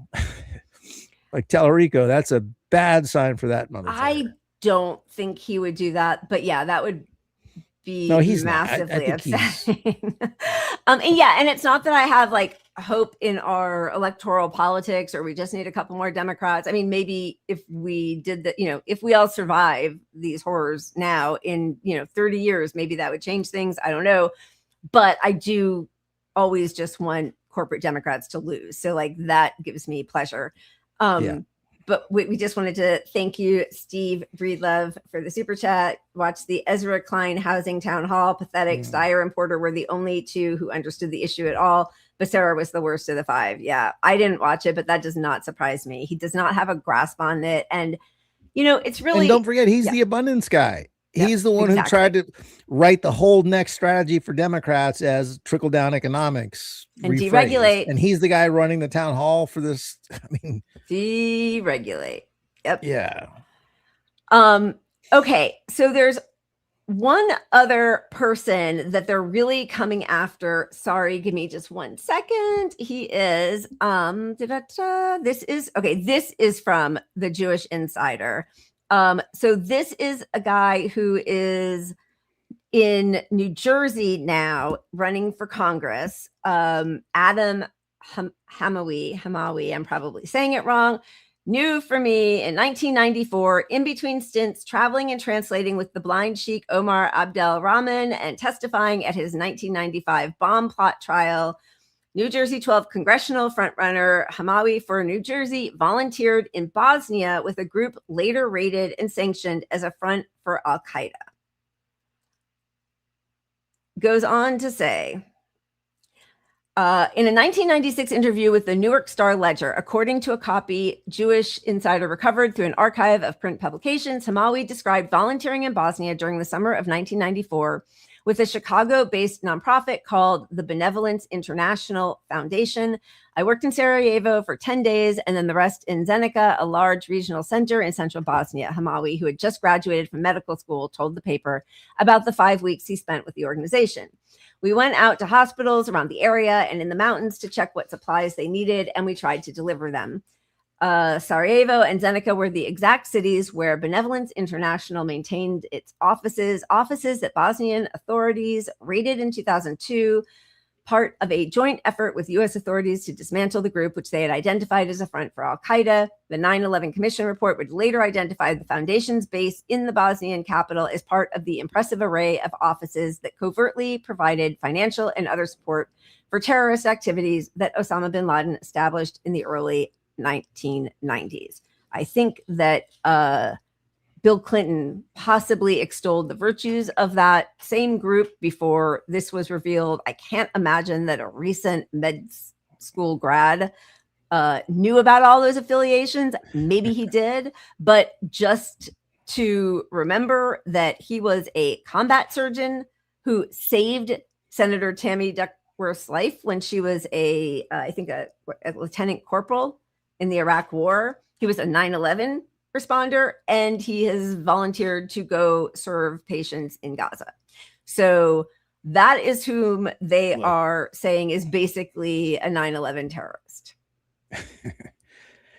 My mic was cut because I'm stupid over here. But you had me at work for Al-Qaeda in the beginning. Not because he worked for Al-Qaeda, but because Israel is telling me he's Al-Qaeda. Once Israel tells me somebody's a bad person, like unless they're an actual Nazi, which they don't care about anymore because the Nazis support getting rid of the Palestinians, so they're pro Sig Heiling Elon Musk billionaire. No. Or ISIS. They're fine with ISIS. Like, just like we have the Pelosi tracker, let's have the AIPAC tracker, and we'll all just vote for whoever took the least AIPAC money. Yeah. I mean, down the line, if the Democrat took $10 more than the Green Party guy, I'm voting for the Green Party guy. Right. And let's take out the AIPAC money. Let's make it all AIPAC related money. Yeah, and we showed the MENA Dawn, the organization founded by Jamal Khashoggi. Sorry, we showed they did a really great in-depth report on all of the network of AIPAC and AIPAC affiliated. If we're going to talk about affiliations, AIPAC affiliated organizations, and I mean, they have their tentacles in every aspect of our politics, every aspect, and our media. They do. And yeah, look, half the Democrats pretending they're against AIPAC money now are just doing it and still taking the money in other paths. I don't have a number for you. I'm pulling half out of my ass, but like Israel has given them permission to be anti-AIPAC and still get support money from other groups because they know how toxic that word is. Yeah, but then they can't help themselves, and the day after all of their millions of dollars buys another primary election, they have to broadcast. The Massey brag. Yeah, Massey, but, and the Paxton. They did, but one of those big ones that made the rounds was fake, and I'm so sick of lefties leaving up fake tweets. Did I just show one? Oh, okay. We didn't share it. Share it. But there was one where it was like, you can disagree with us, but only for a little bit. That was fake. Oh, I haven't seen that one. Okay, that was fake. All right, I didn't see And if you're a lefty and it gets fucking community noted, take it down, goddammit. God, we don't need to have that connected to the left. 100%. Totally agree. One little positive thing happening in New York, in Brooklyn, this Brooklyn co-op just boycotted Israeli products at the Park Slope Food Co-op in Brooklyn, and it passed by a 67% to 31% majority. That's pretty huge. Let's go. And it's being written about in Hebrew language papers in Israel. Like, those boycotts, which is the reason they've criminalized them in so many states, but the BDS movement really terrifies them. Well, yeah. I mean, once it becomes toxic to have your money invested in Israel, all these colleges, that's where all of our money has been going. Yep. Like a lot of into the arms industries connected to Israel. So if BDS is allowed to continue, then you can protest Boeing or whatever, Yeah. So this college that's getting rich off all these kids in the first place and investing all their money into war, what are you going to do? It's challenged. They're Oh, by the way, so on Sunday we were talking about the two crazy hazardous toxic chemicals that were being shoved into the air. There was the actual fire that was happening just south of Compton in LA. Yeah. Mm-hmm. Then there was the chemical plant that they were watching. This was in Orange County which is like 40 miles south of me, right, which could be 3 hours, just so you know, in LA. And they've been watching it, had a crack, it was maybe going to explode, leak out, combust, whatever. They now and 40,000 people were evacuated. They are now saying that it's safe, the hazardous threat. They have, they watched it, they monitor it, it's all fine. But because of the attention put on this, the residents found out that plant in a residential neighborhood is making parts for munitions for Israel. Well, so there's some other breaking news that for $200 you can build a drone that blows up a place? We need to. Well, we already deleted it out of here just because we needed That more was- room. Oh no, we didn't. Brandon Reisdorf. Maybe ice is a urinal. Maybe the plant is a Yeah, but look, the government telling you it's safe there now to come back after that crazy fluming smoke bomb went off for hours, right? Yep. Was how long was it? Well, okay, so these are two different. So the smoke that we were seeing was the LA one. This and that was God, I know I wrote it down because there was a difference. One was a chemical. I had to write it down because my brain doesn't work. One was a chemical plant and one was something that sounds like a chemical plant to me, but it was a different kind of a thing. But the LA one was the one that was the smoke, but the chemical plant that they were worried, that was the one that is making parts for, I don't know, fighter planes or something for Israel. And obviously that part's disgusting, but as far as the safety of your environment, if you live there, you should assume the government is lying to you. Yeah. Because all those chemicals, yes, I don't know the air currents, a lot of it gets swept away in the air and spread over a distance, but chemicals leach into our ground soil, which leaches into our drinking water. Yeah. And we've removed all protections. Even in California, we don't have the protections we used to because a lot of these were federally mandated. So there wasn't a state protocol for a federal program, yada, yada. It's just all bad. I mean, we're literally spraying fucking Roundup, glyphosate, whatever it is, well, and to clear forests. We're clearing forests so that we can kill everything and cut the trees and plant new trees and grow new trees and chop them down and then spray the whole area again to clear everything.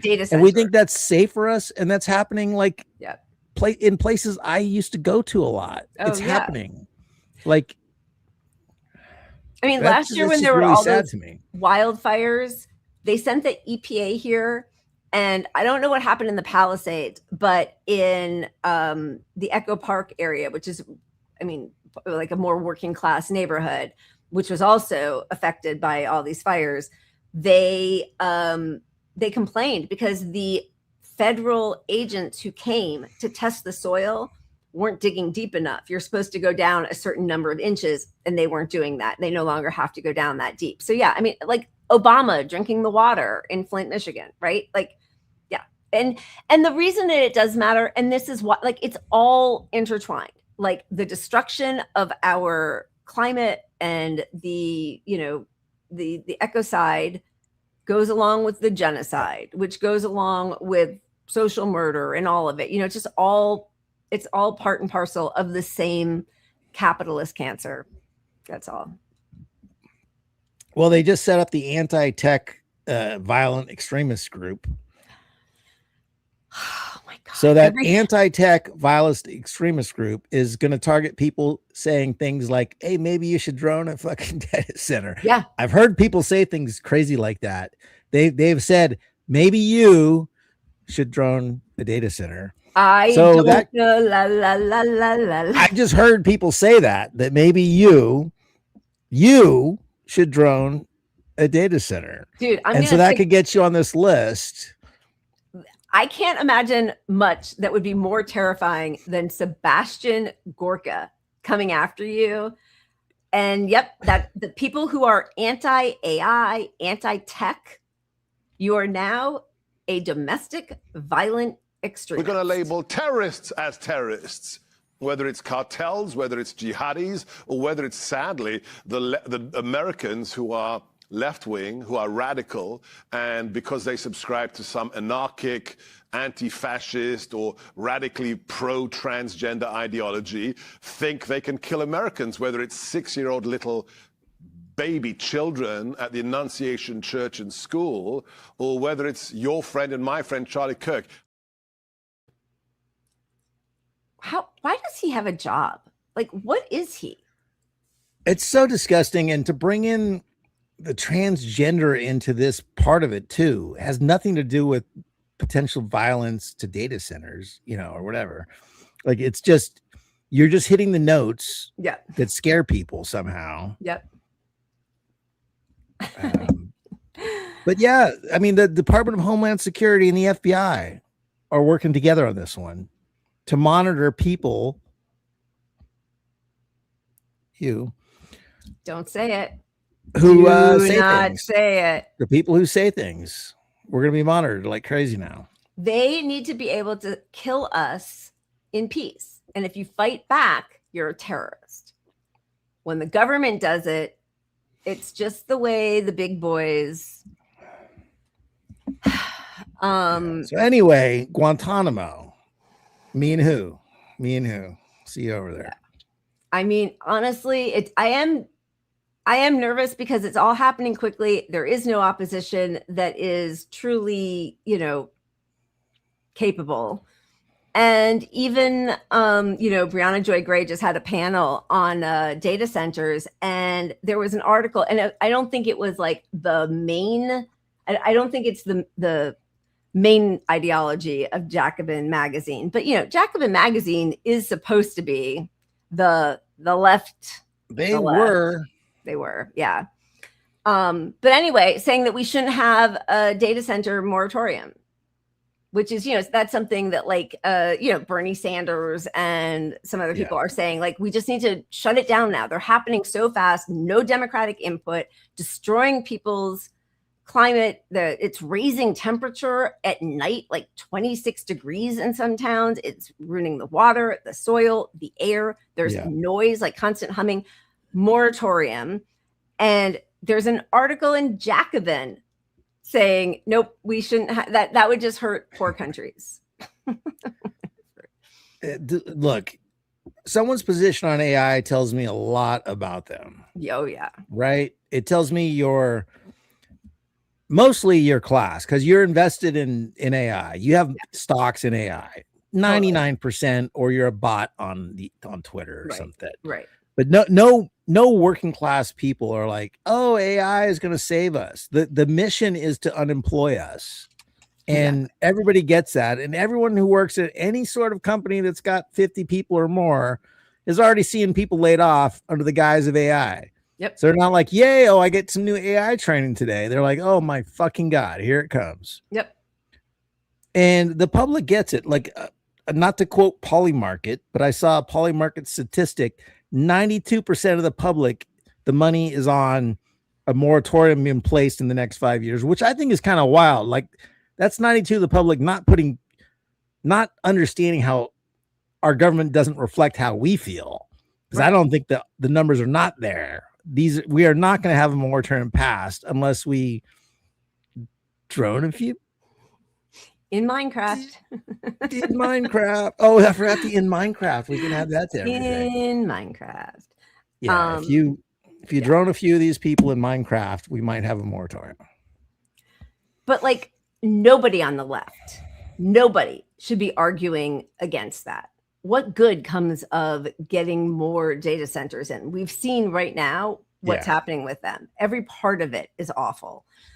Every part of it is awful.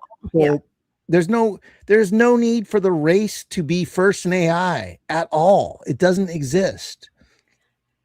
And if you want to let's say you can make the case for it, that this could make all of our lives Star Trek lives. We're happy. We do what we want. You want to learn. You want to just sit around and play piano all day because follow your artistic endeavors because AI has freed us all. Well, make that part of the selling point with your contract to get the thing in the beginning. Because we know capitalism doesn't work. Like we get the thing and then we'll figure out how to get it down to you people. Right. Nobody's buying that shit. Right. By the way, like if AI is to survive, it's going to need people to generate more creativity. So like, because they can only go backwards and we create, right? So that like we are the actual producers and they're going to need more stuff to mine. So yes, they should pay us all to find our passion and then they'll steal that too. But at least we could have, some pleasure before they deny us healthcare and, Yeah. But that's why all these new products are like giving you, you get paid. Like I saw you shared that tweet with the iPod earbuds with the cameras on the side, it's filming, and all these film things and how you do your job every day and the Ray-Ban glasses, they're all training AI. So like, yeah, people aren't going to be doing this anymore. So we better use the labor we have, which is somebody who bought our fucking product. Yeah, thank you train for the the next pleasure AI. of stealing from me. It used to be that like, oh, if the product is free, you're the product, right? So like the what was the thing, Pokemon Go? Like that was millions of people Massive, around the yeah. world who were basically like geo-tracking for free so that they could steal that data. Like, oh, weird cemetery, a corner of a building, whatever. So that was like the freebie for that. Obviously, all the social media, Facebook, all of our pictures, all of the house stuff. But now like people are paying for, I mean, it's our phones anyway, paying huge amounts of money for this. And then this little sniveling rat, Sam Altman. I mean, I don't know why. I knew you were going to say Sam Altman. I went through the Rolodex of slivering. I was like, Sam Altman. Sniveling rat. Come out in public. He should be fearing for his life every time he leaves his mansion. Fundamentally, our business, and I think the business of every other model provider, is going to look like selling tokens. You know, they may come from bigger or smaller models, which makes them more or less expensive. They may use more or less reasoning, which also makes them more or less expensive. They may be running all the time in the background trying to help you out. They may run only when you need them if you want to pay less. They may work super hard, you know, spend tens of millions, hundreds of millions, someday billions of dollars on a single problem that's really valuable. But we see a future where intelligence is a utility like electricity or water, and people buy it from us on a meter and use it for whatever they want to use it for. The demand that we see for that seems like it's going to continue to just go like this.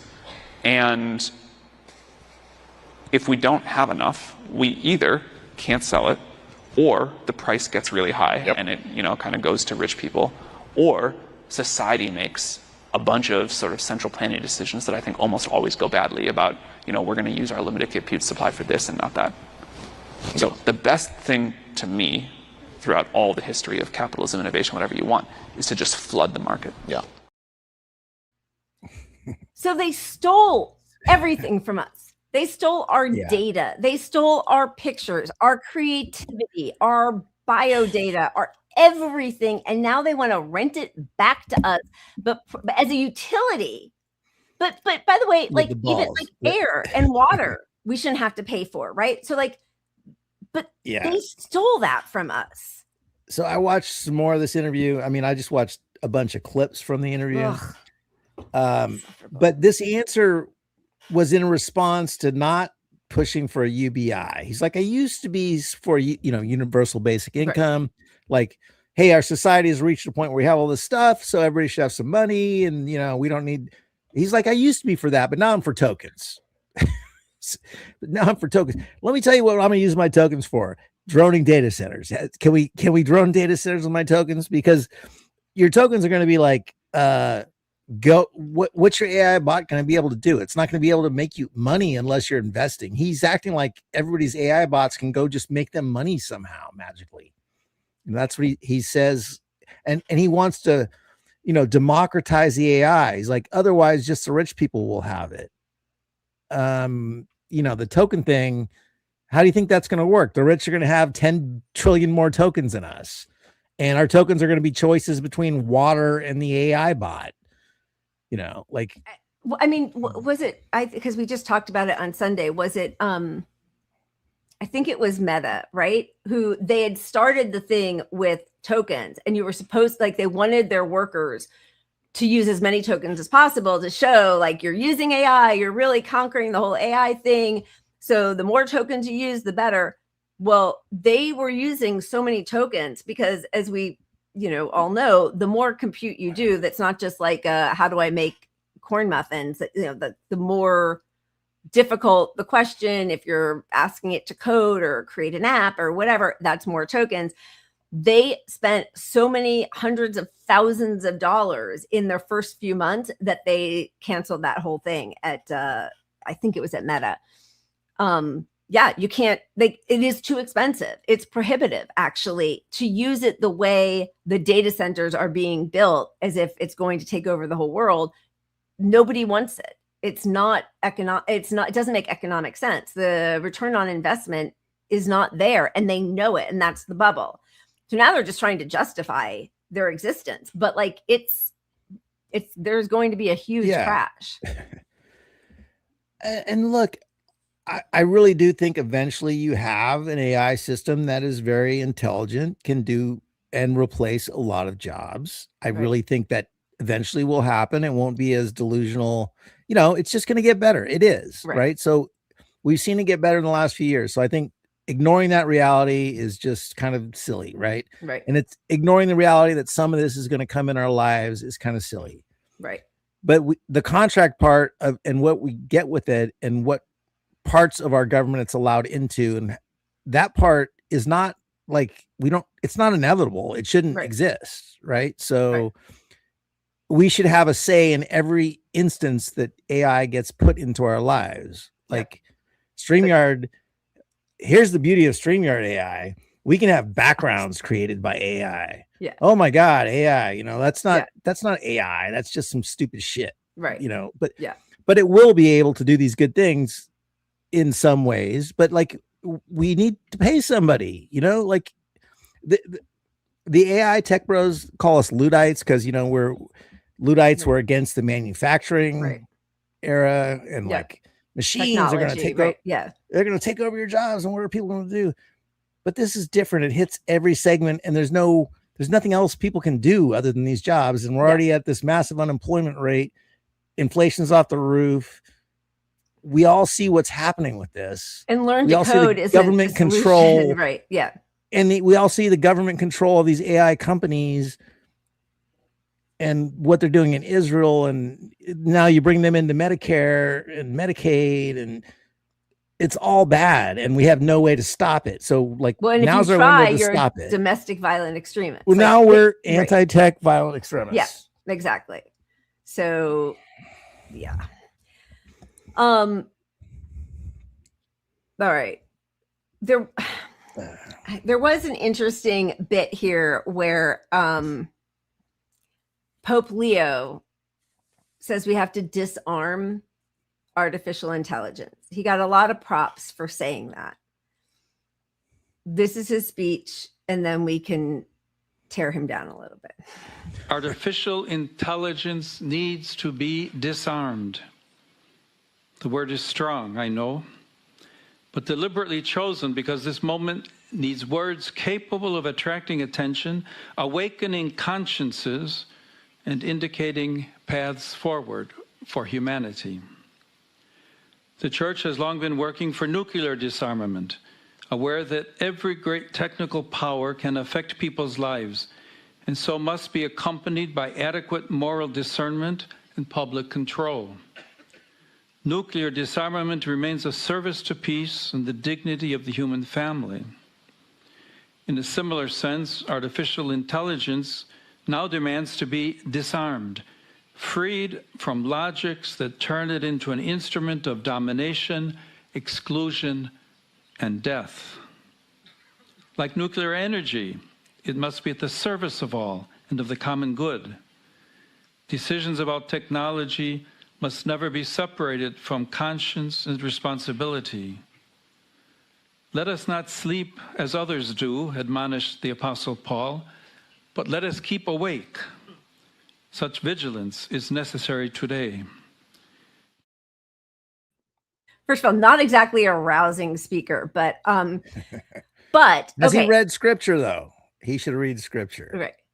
That's you should JD Dance. Remind him. Okay, so this woman, Timnit, I'm gonna say her name wrong, Gebro, she wrote about the coming sort of apocalypse of AI and large language models. Sorry. Excuse me. Sorry.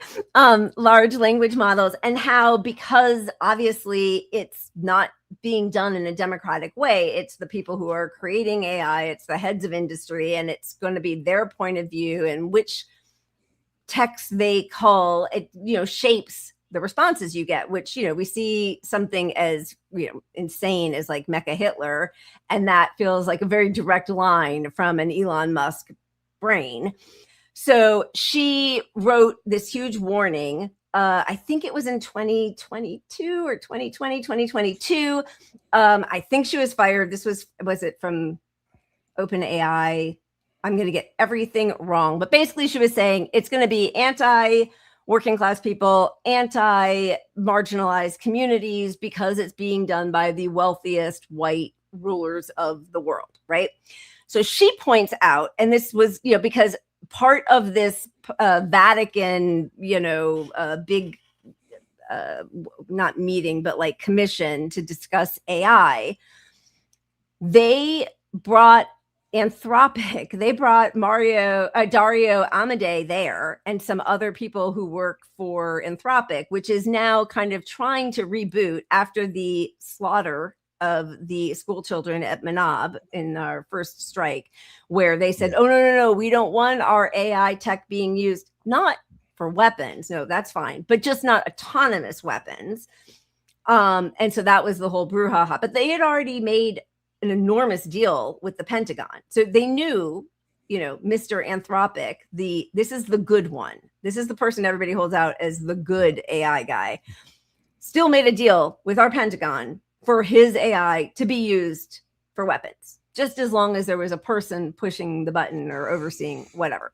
So now, as part of his revamping and sort of, whatever, kind washing or religious washing, he is now part of this Vatican moment. So Anthropic's Roman moment is a masterclass in soft power repositioning by embedding itself in the Vatican's moral architecture at the precise moment it is under fire from Washington. The company is doing several things simultaneously. And then she calls out the Vatican and the Pope, which I love. The Vatican could have told Anthropic to stop stealing data, exploiting labor, killing the environment, deceiving us with anthropomorphic designs, and lying about product capabilities. Instead, they partnered with them, like partnering with the Sackler family to discuss the harms of OxyContin, or featuring tobacco companies to discuss the ethics of tobacco, or fossil fuel companies to discuss climate.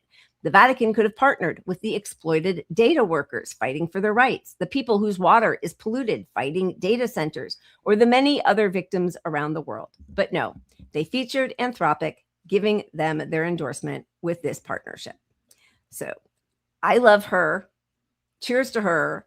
Because I've seen so many people saying, oh, this is the Pope that we really needed. Yeah. Yeah. And you're doing, look, I don't know, have that speech, but why the fuck is Anthropic there? Yeah. Why the fuck?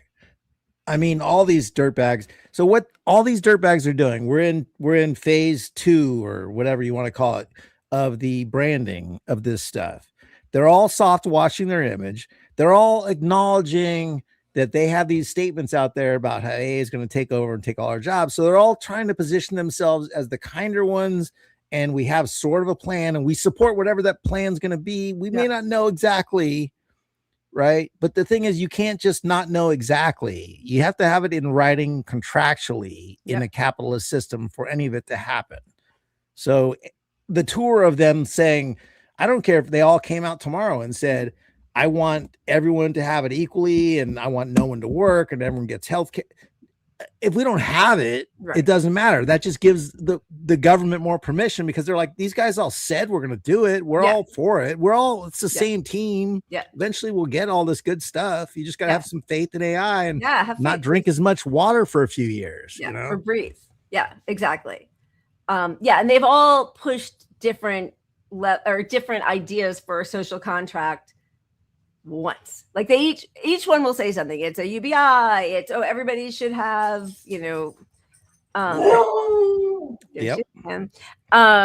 right. But then like Mark Andreessen.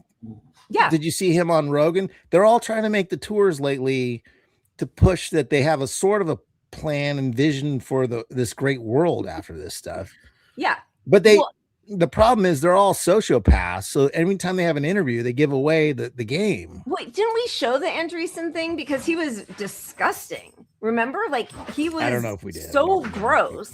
And now we have Larry Fink saying, that this is an American project and everybody has to invest in it, right? Like every time any of these people, it's like go on more podcasts, right? Like, no, every time they open their mouths, they reveal what horror shows they are and how much they hate all of us and don't care if we just die, right? And none of them can explain, because they don't even get asked, why is there a race with China for AI? Right. What happens when we magically get AI that puts China at risk to us? Like, you know, because as far as I can see, the population that gets AI the fastest has the most unemployed people. Yeah. Yeah. And by the way, China with its 1.3 billion people, I think they have 500 data centers. We have upwards of 2,000 or 3,000 in the plans, right? So for why? Because they want to become the first trillionaire. They want to own all the data. They want to own all the, like, there is nothing in their scheme that has any thought about all of us. It's just for them. Like they're going to create, I don't know what, the best app ever and kill. Oh, thank you, David. It's 5,400. I thought I didn't want to exaggerate after I said Iran was 100,000 miles. I meant 10,000 miles away from us. I didn't want to say another stupid number and then have to recant. Yes. I just make it all up, Lila. Once you start making it all up, it doesn't even matter anymore. 99%. Well, we even Just showed the probably graph at the end of it. like about how many, like we have more data centers than all the rest of the world combined. But the fact that like China, that we're in this existential war with, that we're losing, by the way, but they have 450 and we have 5,400. And they said like they have a social project where like you can't fire a worker who could do that job instead of AI. And that's the point. If this is an existential crisis where we have this new, you know, soft war with China to get AI first, well, you need the public's buy-in on it. China gets that because they're giving their public something from AI at all stages. They're benefiting from it. And we are explicitly saying, no, let's win the war first, and then we'll give whatever perks. Maybe you get some tokens. You get a couple tokens. Listen, maybe. And they're all maybe. There's no actual. The vulnerable will fall by the wayside. The vulnerable will fall by the wayside. Well, you should have used your tokens to invest in Bitcoin. That was stupid of you. Sorry, you don't have healthcare. Yeah. Wow. It's just, they are not a lovely group of people. I mean, okay, so this is Sam Altman. Again, like, shut it. Stop talking. Everybody hates you. He's the new Zuckerberg. Like, they cannot get out of their way. And this doesn't make anybody feel more comfortable when he says that children born today will never be smarter than AI. A kid born today will never be smarter than AI, ever. And a kid born today, by the time that kid like kind of understands the way the world works, will just always be used to an incredibly fast rate of things improving and discovering new science.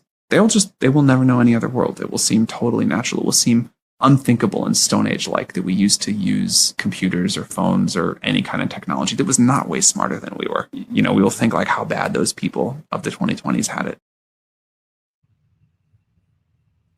What a disgusting, by the way, what about read a book?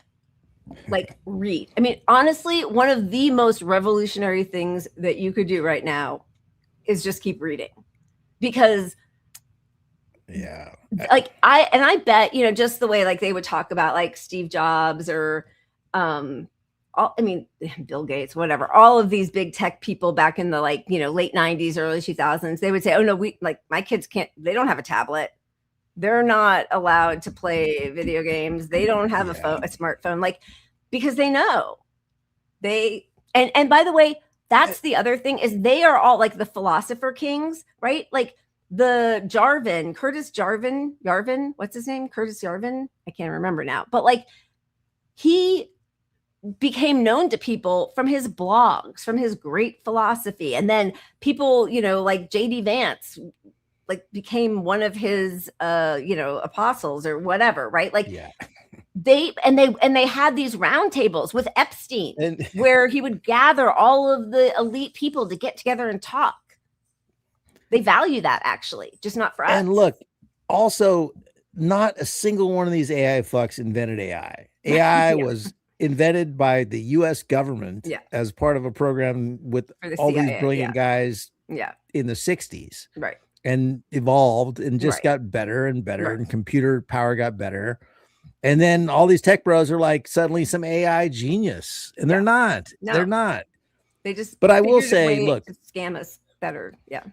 I do think there is a reality where, on a lot of levels, what he said at the end there is true, where we just will take it for granted. Yeah, the internet has more facts than I have. Right. You know, like, but that doesn't make you. There's no humanity in it. There's no creative thinking in it. There's a whole layer of what's important missing from that discussion. Yeah. But I think he's right that we will take it for granted. You'll just say to something or go to something and get answers to how to do these things, you know, like, so, okay, if that's the case, well, what are we here for? You hated us when we did the work. And now that we're not doing the work, what do you fucking think of us? Yeah. I mean, it really does seem to be that their project is to make us dumb and numb. And the one thing that I feel like they have been really stupid about because of their greed is they didn't keep us just fat and happy enough. Like, it wouldn't actually affect their bottom line if they just, right? But their contempt for us is so deep, they won't even allow it.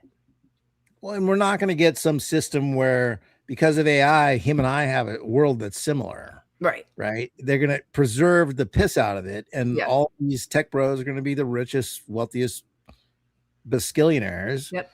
And our system, you know, they're already so rich, they bought our politics. So like the idea that we're going to buy our way out of it from the bottom with our tokens somehow is just the craziest thing. Yeah. And yes, this is true. I mean, there are going to be certain jobs that they won't be able to replace people, but also like the whole. Okay, but take electricians. I'm sorry, but I'm an electrician, and 20,000 robot pretty soon will be able to do what I do. Yeah. I mean, it's just like, yes, they can do this stuff. So that world is coming. We have to prepare for that world. That world is coming.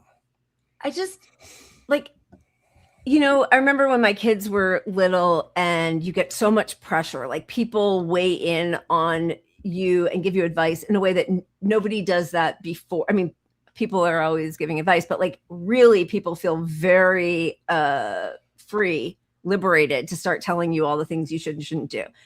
And there's a lot of like, you know, you get them in the classes and you have baby Mozart and baby Bach and baby, you know, there are all these things that you can have them listen to and I remember somebody saying Mozart didn't listen to baby Mozart, right? Like, like that is not, I mean, and so yes, it exists. And yes, at the push of a button, you can have any movie or book or create an app or whatever the hell, but like, we are losing so much of our brain power, muscle, and humanity and creativity if we allow ourselves to think that, yes, on some things it's better and it can help with, you know, some basic searches. And I know it can do much more, but it's not going to be doing much more for most of us. And so I think the thing to do is to hold on to our humanity. Like, as much as possible. Yes. And also I do not want to give these fuckers a dime ever. Well, no, and none of it is that I want any of this stuff to happen. No, but I like, know.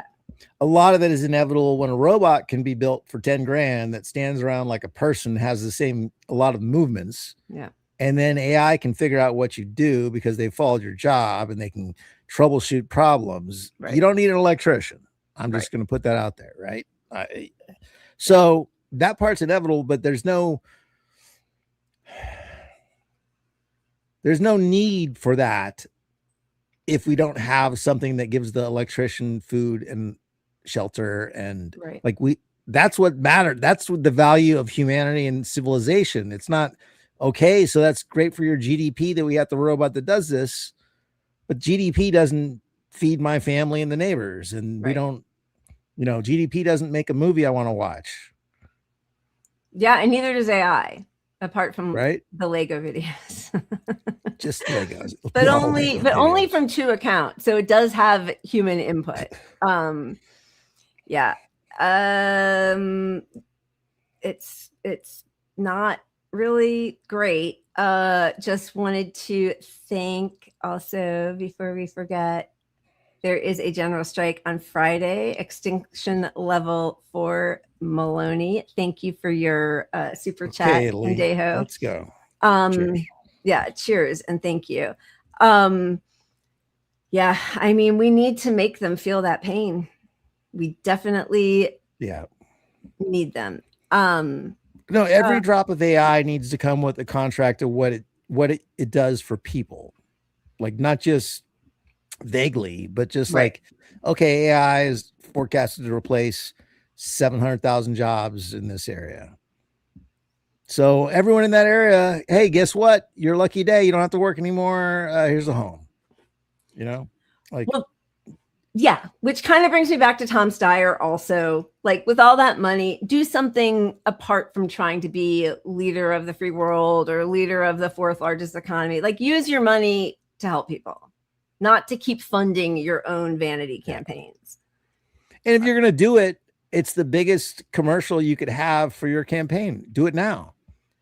Don't just like you and your wife agreed it'll go into trust. You're going to give it away. You could be giving it away right now and make an ad on TikTok that says, hey, I just gave $300 million away to fund fucking kids. Whatever. Clinics in every major city in California. Literally did it. I'm going to do more. Yeah. And even tell the public, hey, if you don't vote for me, I'm not going to do this thing. But if you vote for me, my own money goes to this thing tomorrow. Yeah. I mean, just fucking buy our votes, dude. Yeah, truly. And it'd be a refreshing change. Yeah. Defund Skynet before she unleashes the T-100s. I mean, it is crazy to me how much we're just following every dystopian post-apocalyptic, novel and movie. Thank you, Susan Madejo. I mean, but as we always say, we got to do it soon, because when the Democrats take over, the enthusiasm and agreement we have with a lot of disgruntled Democrats can be diffused pretty quick. Yep. With some sort of tolerable centrist-y Democrats in charge. Yeah. Yes.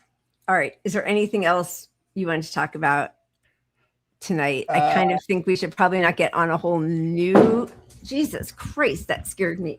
You're making a good point, but I think we need a puppets to go out on. Yes. Well, we'll come back and say goodbye, but we need a puppets or I'm going to get a lot of shit in my DMs. Look who I have here. Oh, hi. Doge Dog, Lucky. Hi.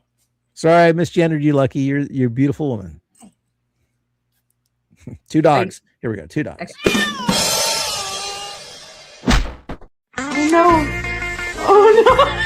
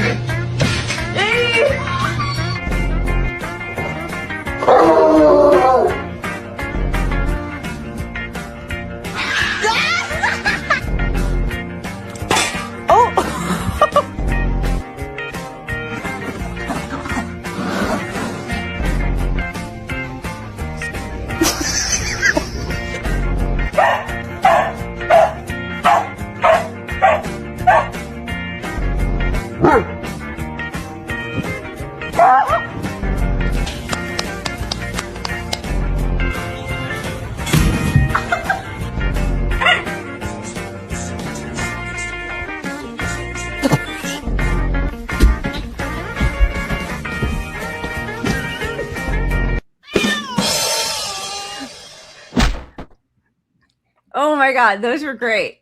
The first couple in the shower, I need to understand how that's gonna happen.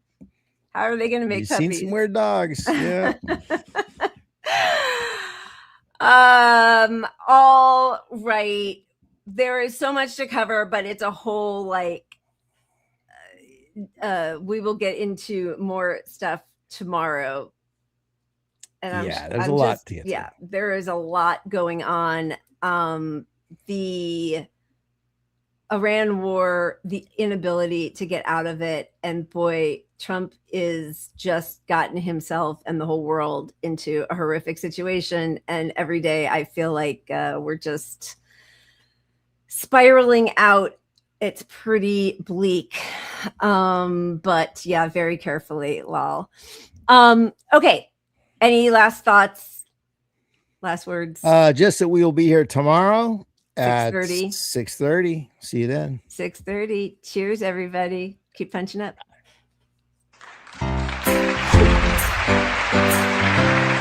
We unionized tens of thousands of drivers. We went out there everywhere, every day, and we got it done.